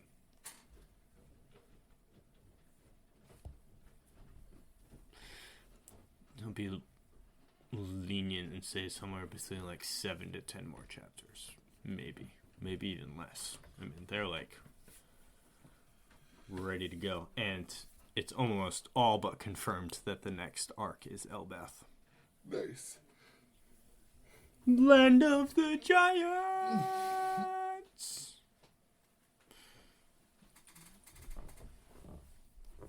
But yeah, so One Piece is still going to be around for a while, but like you said, JJK, My Hero, and Black Clover are out. So you replace those three with one Kagurabachi right now. So they're going to want to probably fill those other two spots. But well, I actually think it's more like it's getting replaced with maybe promoting the other long ones they have more. Because, like, the funny thing with the ones we mentioned, Elusive Samurai, Yozakura Family, Akane Banashi, is they've gotten much longer without an anime.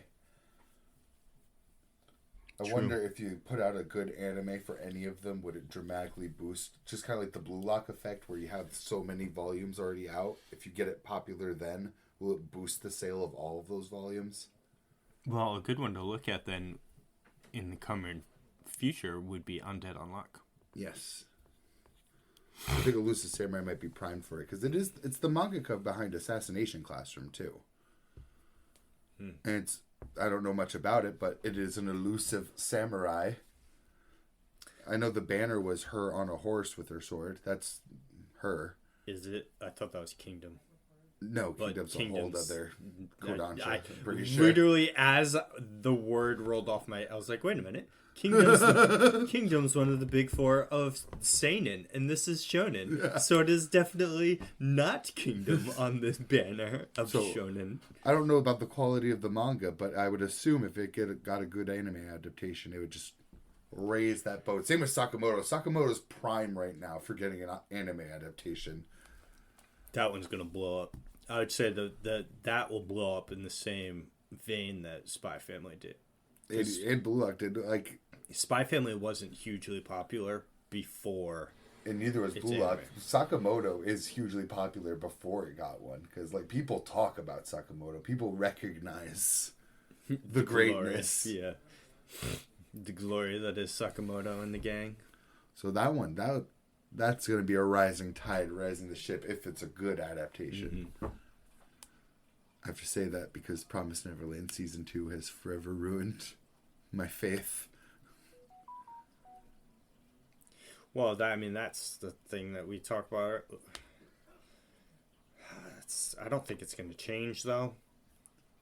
We talked about last time the whole quantity over quality that's happening right now, but at the same time, it's a bit of both, because it's like you got the quantity that's happening there where we're getting like 80 new anime a season of like stupid ass fucking shit. But then on the quality side of all of those 80, all of them suck. Except for like the 2 or 3 big name ones that are just like competing to see who has the best like action sequences. You know what I mean? Yeah. So it's like we're kind of getting both quantity and quality in the sense that it's like, yeah, like each season has at least 3 or 4 good shows. Like good quality animation and things going on, and then also at the same time quantity. I mean, every anime season for the past 6 years has had more shows than you could possibly watch in the entire season. And even within like Shonen Jump, some of the bags are good, some of the bags got fumbled. Promise Neverland, Mashal. See, I've not heard anyone talking shit about Mashal. I don't hear anyone say anything about Mashal. I feel like it got an anime and it did literally nothing for it. Because, I mean, I saw it come out. I was like, oh, I didn't know it was a shonen thing when the anime came out. And I was like, oh, this seems... To me, I feel like it just did nothing. I was like, this is if Saitama went to fucking Hogwarts. Okay. Maybe I'll check it out, but I never did. I've seen shorts of it and scenes on social media. I haven't seen that much. I know they were disappointed because it was, from what I hear, it wasn't even like full episodes. Really? They played it off as more like a gag show. Oh. It's unfortunate. Yeah. If that's true. If that's true. I am talking out my ass a little bit here. And and there was no excuse for the Promised Neverland bag to get fumbled that hard. Oh, that was bad. Season 1 is so good, too. I call Season 1 a masterpiece still. I wouldn't change anything about Season 1. But then to finish the entire rest of the series in one season afterwards? It's literal insanity. That's a person that didn't want to do that job anymore. 100%. Same with Tokyo Ghoul. Tokyo Ghoul needs a fucking reboot. Yes. From the like why are we rebooting? Just might as well start from the beginning. Like you can't even say. I was just say, why are we rebooting One Piece but not Tokyo Ghoul or some of these other ones that got shafted? I was happy to see Shaman King get a reboot, but it just wasn't that good. But it needed it. It was one of the ones where their story got affected by catching up to the manga, and they diverted. Mm-hmm. Give the Brotherhood treatment to animes that actually need the Brotherhood treatment. Yeah, so stop dishing out these fucking... the isekai of the day fucking... If for the love of God, stop doing continuation series that suddenly divert back to the manga. I don't think it's ever really worked that well.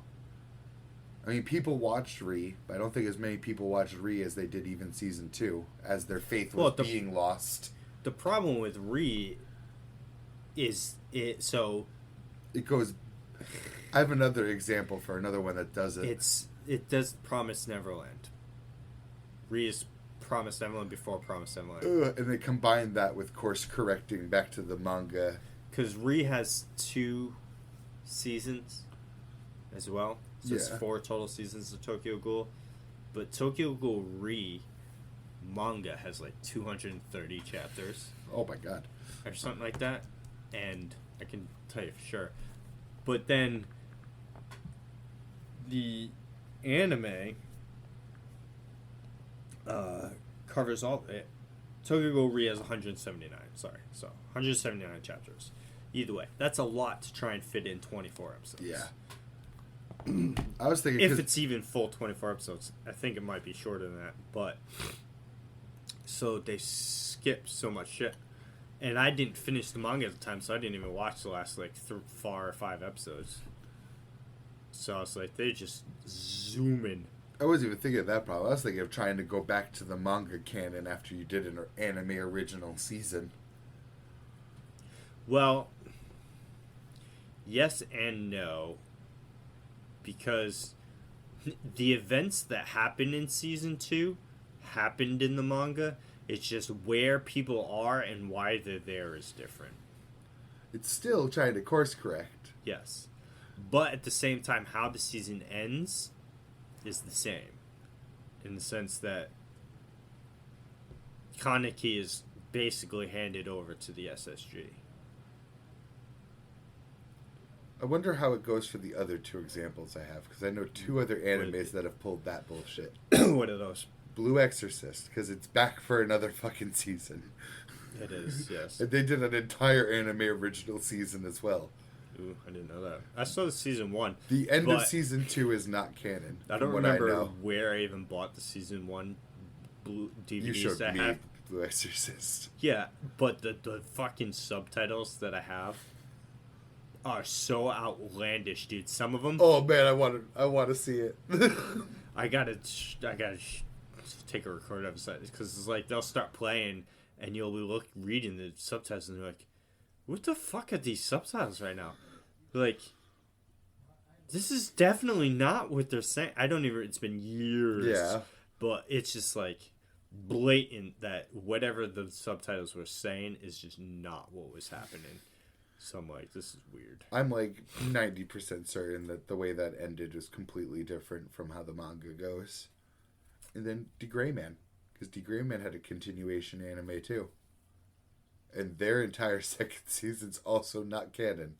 Yeah, but then it also has the problem of whatever streaming service decided to add it. I think it was Hulu. I think it was Hulu too. They left out an entire season. Yeah. The Grayman's in the weirdest miasma. Just read the manga. Where it has where it has like a canon season, a non-canon season, and then like a missing season, and then a continuation. Let's see. I still don't think the Tiki Meek fight is in any streaming service version of Grayman. I don't think it ever came out in America. Yeah, and it's on the app too. 245 chapters. Yeah, I plan to read it. I just had my own problems with Grayman's plot. Villains, plot too. The spoilers I have also makes the plot seem like wild. Like, well, the spoilers themselves are wild. Our one friend that read it fucking loved that shit. He did, and he's the reason I have the spoilers I have. And trying to like backwards engineer how the story works with the spoilers I have, it's like... Yeah, because he's like, he got that clown power or whatever it is. I don't even know. I'm just talking on my ass right now. If I remember right, it's spoiler warning to anyone who cares about Grayman. It's your own fault, but you're getting a warning anyways, yeah. I'm pretty sure he's the Millennium Earl's son. Or he's like half of the Millennium Earl split. Like the main bad guy. 'Cause at first I heard he was a Noah. But then I distinctly remember my friend saying that he's like directly connected to the Millennium Earl. Like he is the Millennium Earl. And I'm like, huh. How does this entire story make sense with that now? So I'm like, you know what? I should give it the chance. Yeah, I don't know. It's so like, if I were to read Grayman, it is so far down my list of priorities of what I would read. It is not even funny. I feel like I've already passed up on reading Grayman by committing harder to Seraph of the End, like I have. Yeah, but Seraph of the End, I mean, you're gonna catch up to that like in no time. I don't know, man. They're 50-page chapters. It's a monthly manga. Yeah, okay, and look how in like 3 months you caught up to Trojan X. It's like 50 chapters versus 150 chapters, though. Okay, so it takes you 9 months then. Like, yeah, they're at 133 and going for Seraph. New chapter in 3 days. Well, do you read it at home or you read it? I read it at work. Yeah. I don't read anything at home besides 20th Century Boys. Have you read more of that? I have a few more chapters. Well, I guess that's not true. I read all my chapters today at home. I'm just talking at my ass again. Well, long-term reading I do at work. Yeah. Well, I mean, it all comes down to like binge sessions, I guess, because like you look at me, I just read 106 chapters of Solo Leveling in a week, like 2 weeks ago. You know what I mean? And yeah. And then me Blue Lock binging at work because I did all of that Blue Lock reading at work. Yeah, and then you I'd caught get up home to Blue and Lock keep in going. like a week. It's being facetious, but you know what I mean. It was fast though. It was like 2, maybe 2.5 most. And then both of us, well, more so me. I mean, I caught up to. I read Tower of God every waking second. I was reading Tower of God, but when you started getting to Tower of God, you were fucking slamming through that blasted. Too. I'm pretty sure I was at poker reading it. So it's what this? No, not this poker. Back then. I was like, oh, nice. No, I was reading Solo Leveling. No.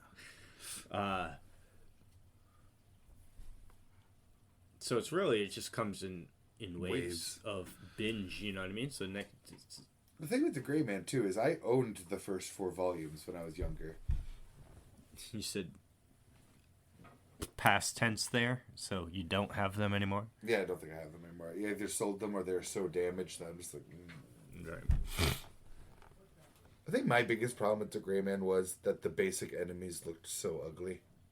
The actual Akumas, they're like flesh sacks with like gun shit coming out of them, and they're like instant kill things for people. It's like my thing with D. Grayman is when I was watching D. Grayman in the 2010 time frame, just that's the loose date. It's probably more like 2018.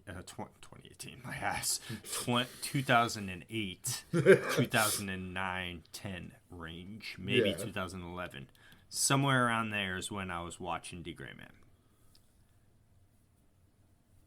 It held up to all the other cool things that was going around because at the time there were like 3 things to watch at a time. So you're like, this is pretty cool too. But in today's standards, it just doesn't hold up to the vast amounts of other things that could be watching / reading at right now. You know, reading's a different story for me. Art's timeless. Well, yes, but at the same time... But anime, I would never go back and try to watch that anime. Yeah, but what I'm saying is, like, even what we're talking about right here, if you had the choice, you're going to read Seraph of the End right now, or you're going to read The Grayman? Or are you going to read 20th Century Boys, or are you going to read Sakamoto? Or are you going to fucking read... That's a tough one. Don't even... Blue Lock, or are you going to read... You know what I mean? Where does The Grayman fit with all of these things? You going to read Poon Poon? I'm trying to stack them all up in my head. It's like Sakamoto, 20th Century. Yes. Seraph, The Grayman. But then it's also, okay, then when you get through some of those, right, and you catch up on those, what are you going to find in the meantime between now and then? What are you going to... That's the thing with The Grayman is I don't feel rushed, where Seraph of the End is still coming out. I would like to actually get caught up to Seraph of the End. Whereas The Grayman, it's like, it's just going to be there. Feel like you got, 130 chapters to go? Yeah, which are going to feel like 270 chapters because they're like 50 pages each consistently. It's Vampire Gay Boys. Vampire Gay Boys. You know, I like the art style. It reminds me of Bleach in the way that it's all solid black versus very open white. Like, it's not like shaded gradients. It's very, like, bold. Yeah. I like that. I did get to the... I am past where I am in the anime now, too. I'm actually getting answers and stuff. Nice. Right? There you go. I watched all of whatever the anime entails. I watched the whole thing, so... There was like 1 or 2 episodes I didn't watch, but the episode where he went berserk is the moment I dropped the anime. Dropped it or just never went back to finish it? Because it's kind of both. It's funny. I chose not to go back, or just never found the time. I fizzled out at first, but then I went back to watch it, and I'm like, God, these backgrounds look like shit. And then I dropped it. Literally, too. I was like, God, that tree looks awful. What's up with this background? It looks like shit. Sadness. To be fair, it is the apocalypse. I should have been a little lighter on them about it. I read some. I was reading more Berserk last night. Nice. Right before bed. I was like, when I say read some Berserk, I read like 2 volumes because I read a humongous chunk of the deluxe version, and each one of those are 3 volumes. So I probably read like actually like a volume and a half. When I read more 20th Century Boys, I meant 2 chapters. I was... Because I've been playing a lot of Monster Hunter World again, as you know. Yummy, yummy. But, so Sundays are really my just don't do anything all day. You know what I mean? So I was playing it most of the day. Kind of burnt myself out, so when it came towards the night, had nothing really to do. So, like, I think it was at, like, 8:45, 9 o'clock. I was just like, I really just don't want to play Monster Hunter right now anymore. It's not really want to play. You know what? I'm going to go read Berserk. So I read Berserk for like... I don't think it was a full 2 hours, but it was close. I think that's what I'm going to do in the morning, because I was feeling really burnt out on games last time I was playing. I was just kind of pinging between Predecessor, Diablo and Monster Hunter, just looking at them being like, Yeah, I saw you and one of our mutual friends were talking Diablo again. I was like, that came out of nowhere. Like, what? Season 3 started. And I saw him on there. That's how I was like, I see you. I see you. You might not be on your PlayStation, but you're my Blizzard account friend, so I see you. No, I don't know. I just didn't want to do anything, so I started to read, which is good. I don't remember how many more, because I own the first 11 of the deluxe versions, so I just don't remember which one I'm on. I don't know if I'm on 7 or 8 right now. I moved my Vagabond volume from the chair back to the table. I moved your Vagabond Deluxe from my desk to my bookshelf in my room. Because I have a nightstand next to my bed, and that's where the reading gets done. The current reading is placed. So I have Baron and Luthien, because I have like 2.5 more chapters of the actual book left to read. But I've been putting it off because I know what happens, because I've read the story in the Silmarillion, so I already know how the story ends and everything else, and we've already made it past all the good bits, so now it's just like the ending bits type deal, and I'm just like, I'll get around to it. I probably have like 30 pages or whatever, and then the Berserk volume is there as well, so when I finish one of those, I'll probably swap it out for Vagabond. Yeah. That depends, though, on where Berserk leaves on this thought. If it ends on, like, an uber cliffhanger, then I'm like... Right now, it's just kind of, like, in the middle of, like, a setup of the next arc type deal, so it's not, like, anything, crazy going on. Just like, oh, cool stuff. It does pain my heart reading Vagabond knowing that it's not going to ever have an ending. Does he fight Kyojiro in the manga at some point? Do you even know? In Vagabond? But Vagabond's long too, though, isn't it? It has like there's got to be a lot of fucking chapters of Vagabond. That thing's been going on for years, but it's also been on hiatus for years. Yeah, I think he's done like 2 whole other mangas after.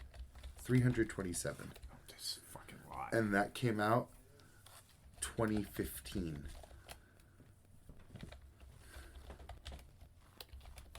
Has been on hiatus for almost 10 years. The first one.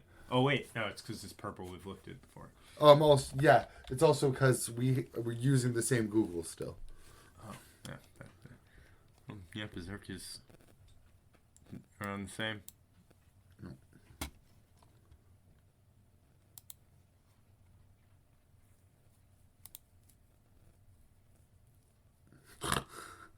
Finally, in December 2022, in an interview, Inoue reported stating that he would continue to draw Vagabond and would not let the narrative end abruptly.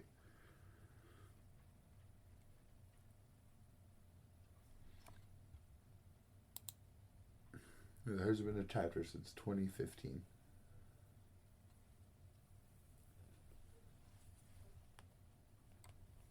Yeah. That's big sadage because that's 9 fucking years. You know what's really funny? His other manga had a chapter last a couple months ago. Well, I mean, I don't blame the guy either because he's probably like, look, I mean, well, actually, I can't say I've been retelling the story of Musashi Miyamoto for so fucking long. Can I just write my own goddamn story now? Well, no, I was going to say, because I don't know the art style in the other ones.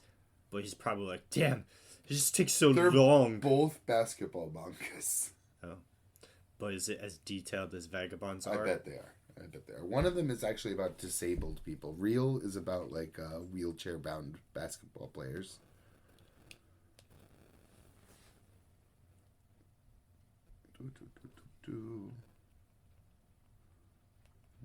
Let's see. Yeah, it's pretty detailed. Damn, I give anyone props. Like, how do you play... Like... Yeah, fucking... That's intense. Do you still have to dribble the ball, or do they let them, like...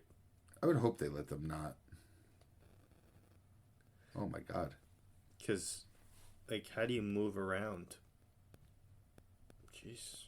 Yeah, I'm guessing it's like a retelling of like how they lost their leg. Yeah. Oh yeah. That's fucking legit, man. That's fucking.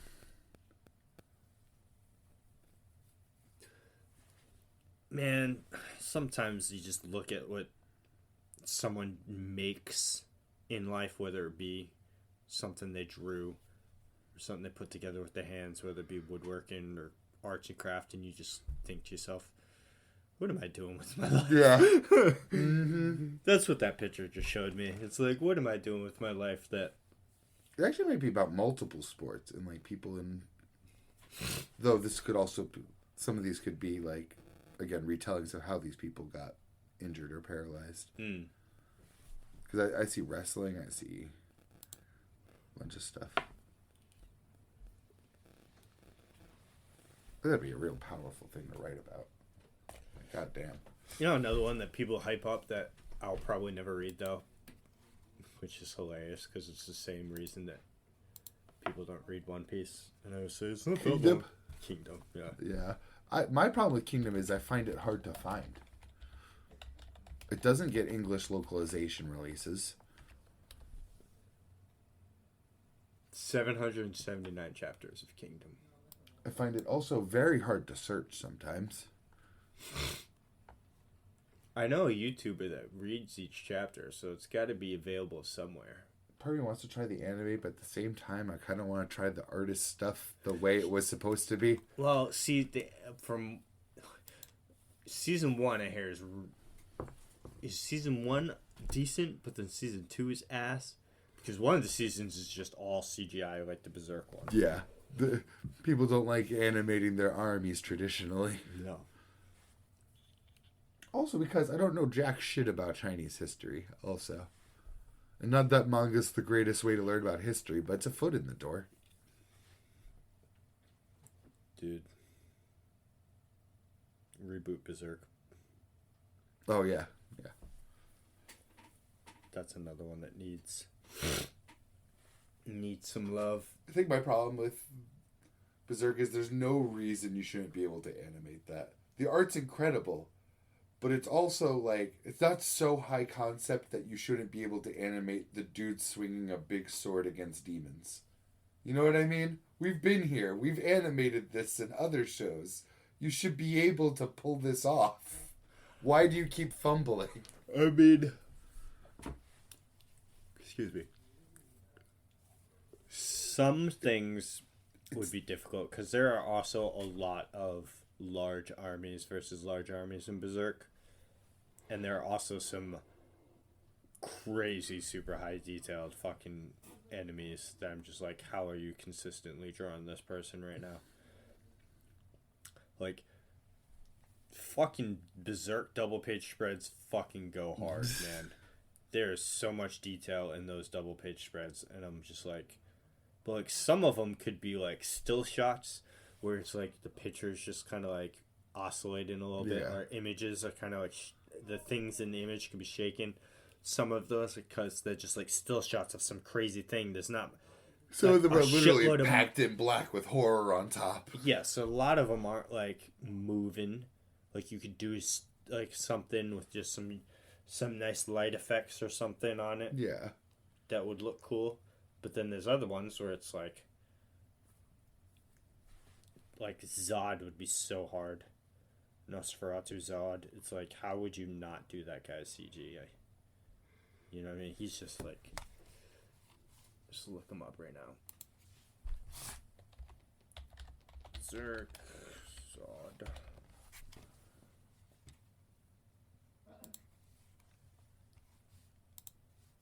Like, he's just this Yeah, giant... but I feel like if you do that CGI, you risk making him look super silly. At least for that first picture, saying. yeah. He'd be terrible, because his human form is whatever. You can just do this humanoid-ish form. You can just do this as any normal hand-drawn thing, but it's like when you get into, like, this...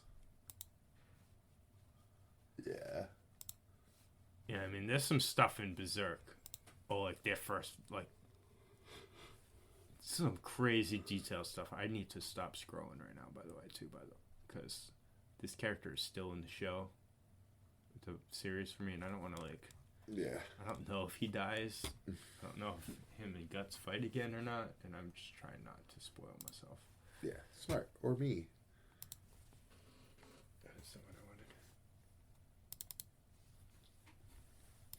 So, but yeah, I mean, I don't know. I'm not an animator. I don't know how. It just seems adaptable to me from the outside looking in, not Zod specifically, but as a general concept. Far better than what the fucking CGI disaster was that they put out last time. Like, the 90s is doing a pretty alright job. Yeah, and I mean, I haven't seen that one, but I've seen a bunch of scenes from it, and I'm like, this I've seen a bunch of very gay clips.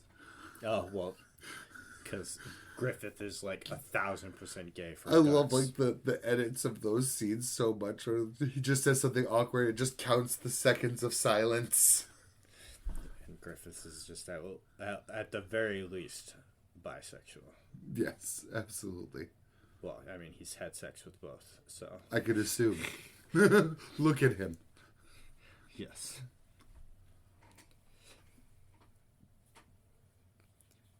Which is funny, though. Because I know of 3 people that... it's not funny, actually. Again, wrong word. But, because I say that I know 3 people that 100% Griffith has had sex with. 2 of those were non-consensual. Oh. I think I know both of those. One of which he was the unwilling consensual party. He was the one. The man that he had sex with, he had sex for. Yeah, I know that one, power. But he seemed pretty willing for the Costco one, though. Oh yeah, he was the one. He was the willing. He was the willing, and Costco was the unwilling. Yeah. But then the princess too, and that's what landed him in the fuckery that got into this mess. Yeah. Because Guts broke his heart. And he lost his mind, and his perfect plan unraveled at the seams. Guts broke his heart. Guts broke his heart. Guts broke Quite literally. And he couldn't cope. And then he made a dumbass decision that he never would have made in his own sane mind. And then it just spiraled out of control for him. So I need to get on it. I still have your volume chilling there under my 20th Century Boys volume. Glorious. Which I just need to read more of. I just need to finish that up. That's probably what I'm going to do next if I read anything at home. 20th Century Boys? Yeah. 4 chapters in now. Nice. I don't want to say anything until... Right, because I mean, I plan to read it at some point anyway, so... I just need to figure out what I'm reading next is what I need to do. Like, the big thing that I'm reading next. I just need to make a decision and start reading it. Not counting Instead of rereading Solo Leveling. Right. I do plan to read the rest of it, too. Because I never did finish Solo Leveling. That's fair. I'm close-ish to... I mean, I'm probably like 30 chapters away from where I left off last time. Maybe more. Close-ish. But I'm in the parts, like gray area parts, where I don't really remember much of what happened. I have a big one of those for Tower of God waiting to slap me in the face. Same. I remember at least the thing that White and Bam are close to each other, and like White is officially trying to kill Bam. And I'm just like, but why, bro? But why? I'm surprised White even got close to Bam. It's I'm so tired of White being a thing. I really hope that he goes bye-byes in the next I find that's the kind of the crux of my problem with Tower of God. I think he does too much and this, and this, and this. He's doing a lot of adding. I think he has a problem. The author has a problem with not just eliminating the bad guys. Yeah. They just stick around and come back later. It turns into this Charlie conspiracy web of pinning up the different connections. Yes, but I mean, I still like the lore of it and all the characters, so... I like the characters. I don't know how I feel about the lore of it. I like the basic lore of like the fact that there's. I still have no idea what the fuck the tower is, and like, that's what I mean. Is there an outside? I like the lore. But I like the I lore, want to like the lore. the lore in the sense of what characters have done in the past, like King Jihad. Yeah. The other irregulars. The I forget his name too. The one that killed the floor guardian. Like that dude's interesting. I forget as his fuck. name. I know Mizuno's name, but I don't remember that Mizuno's guy's cool name. as fuck to me is too. So. Qua something? I don't know. You looking that up right now too? Yeah, but my brain is so caught up on the digital version of Jihad he had to fight. I'm like, the digital thing. Ugh. My brain.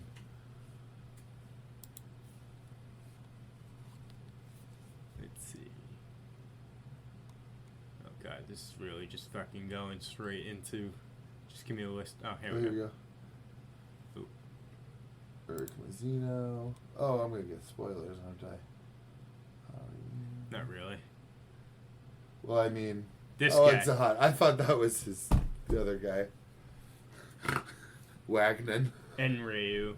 Pandemonium is, I'm pretty sure, this like the strongest dude. Other than maybe Zahad.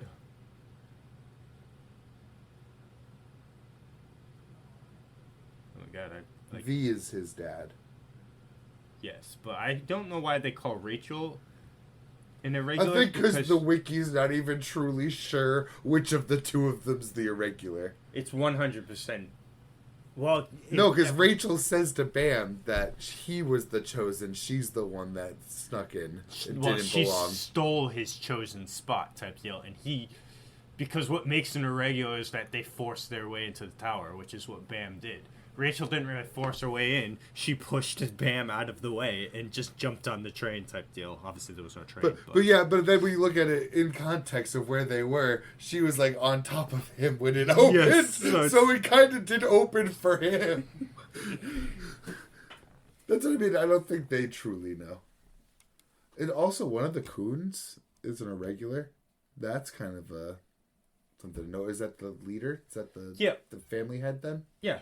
Because the 10 family, because all of the people that came with Zahad were all where did they come from? Outside the tower, where everyone lives. But what is the tower? That's the part that's super confusing. It's so confusing. Yeah. There's like nothing known about this guy either. But So that means the floor guardians and the tower predate all of it. I know. It's, oh man.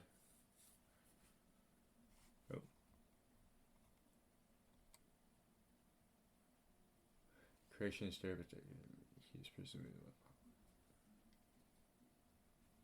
Oh yeah, and I have no idea what the access or author means. I've heard it numerous times. If this gets too fucking meta, I'm out.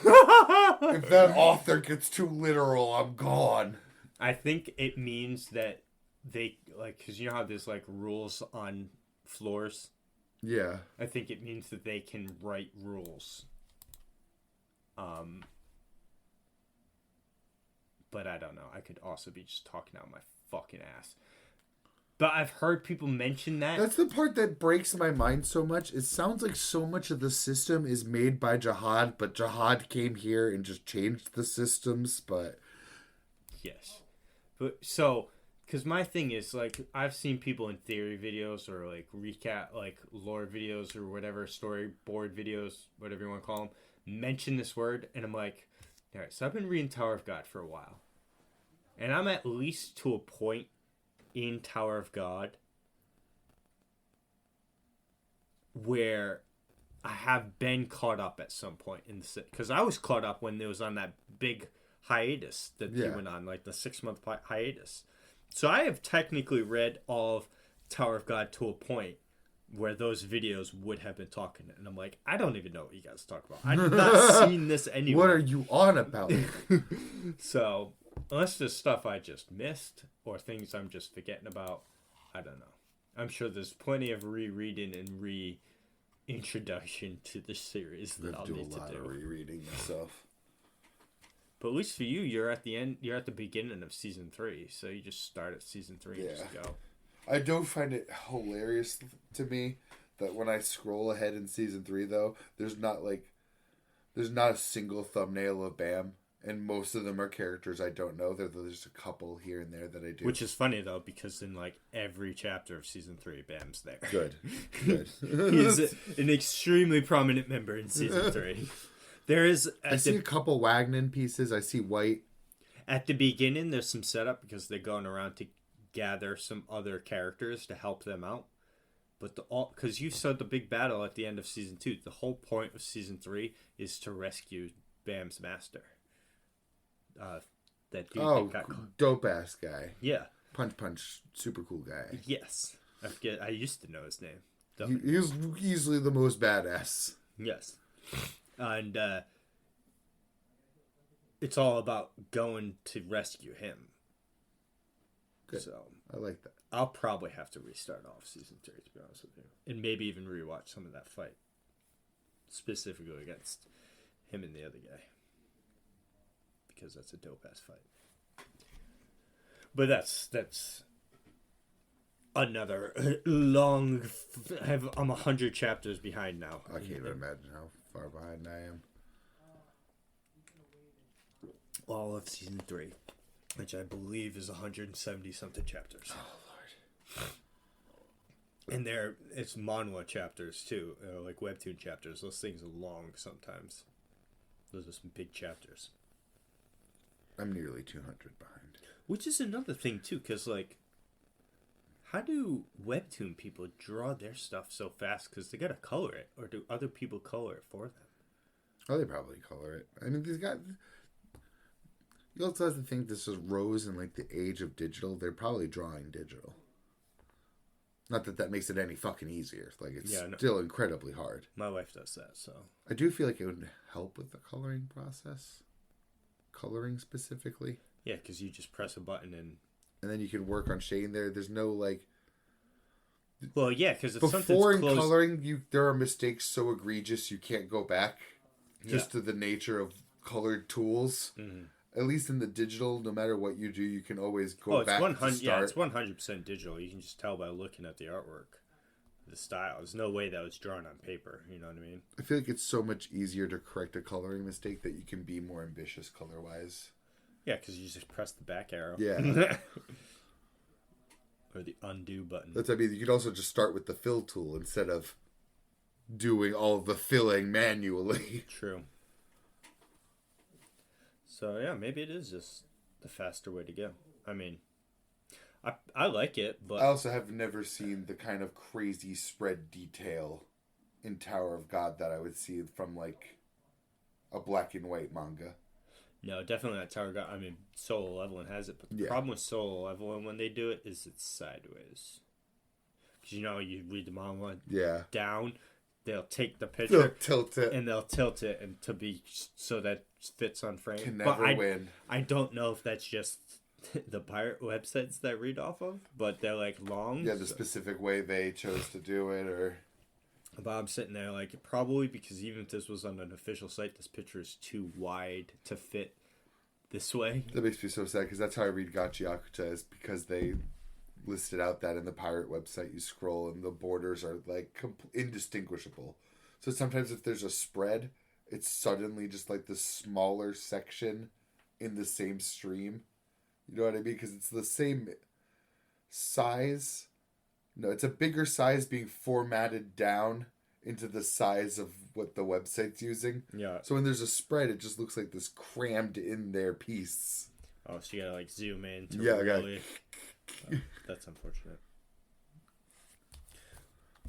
Cost of reading manga. The cost of K-manga sucking. That reminds me of... We mentioned Valve last time. And the CEO of Valve has an excellent quote that Asmon brings up here and there.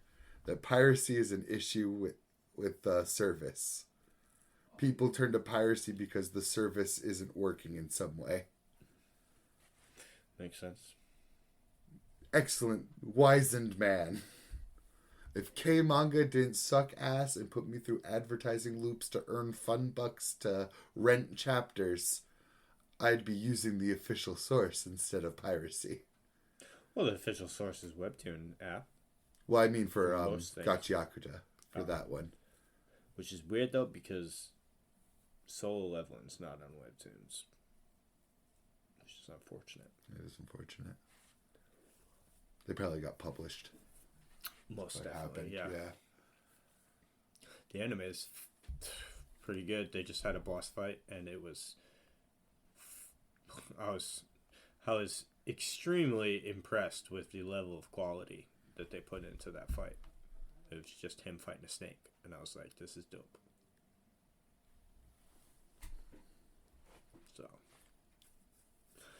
So Leveling doing great things, and so is Free Rent. Oh my god, Free Rent! How is people just talking so interesting to me? It's so good, and I'm so sad that it's gonna be over soon. There's probably they just had episode 20, so there's your next manga. Most likely will be. People have said though that they've since watching the anime have gone ahead in the manga, and they said that the anime brings a certain like light to it. It's like there's something missing when you read the manga, because the anime does like a beautiful job. It's like beautiful. I was watching someone gush about picking up the manga, but I don't know if they passed the anime or not. I mean, I would definitely gonna be sad when I catch up to the anime and it's gonna be ongoing. But Free Run's great. Highly recommend to anyone. Watch Free Run. You won't regret. At least I don't think you will anyway. Unless you just... And on the other end of that spectrum, watch Baki. Two totally different stories. Incredibly different stories. Could not be further from each other. But, yeah, I think that's a good place to end it. Yeah. Yeah. We're about right on time. Oh, yes. We'll have a JJK next week. We'll have another Chainsaw Man next week. Thank you, Fujimoto. I know you'll take this week off now, but I'll forgive you for that. There'll be a few that are still missing there. Are like 20 days out. I know. I'm so sad that Wild Strawberry's 24 fucking days out. Spy Family. Ugh. I think I'm more sad about Spy Family being so far out. Kaiju's in 3 days. We'll have Kaiju. Is that Kaiju or Kaiju B-side? Kaiju. Okay. I made sure to check Kaiju itself when we were talking about B-side. Nice. But Dukes of Weebdom. Dukes of Weebdom. Take care, y'all. Goodbye.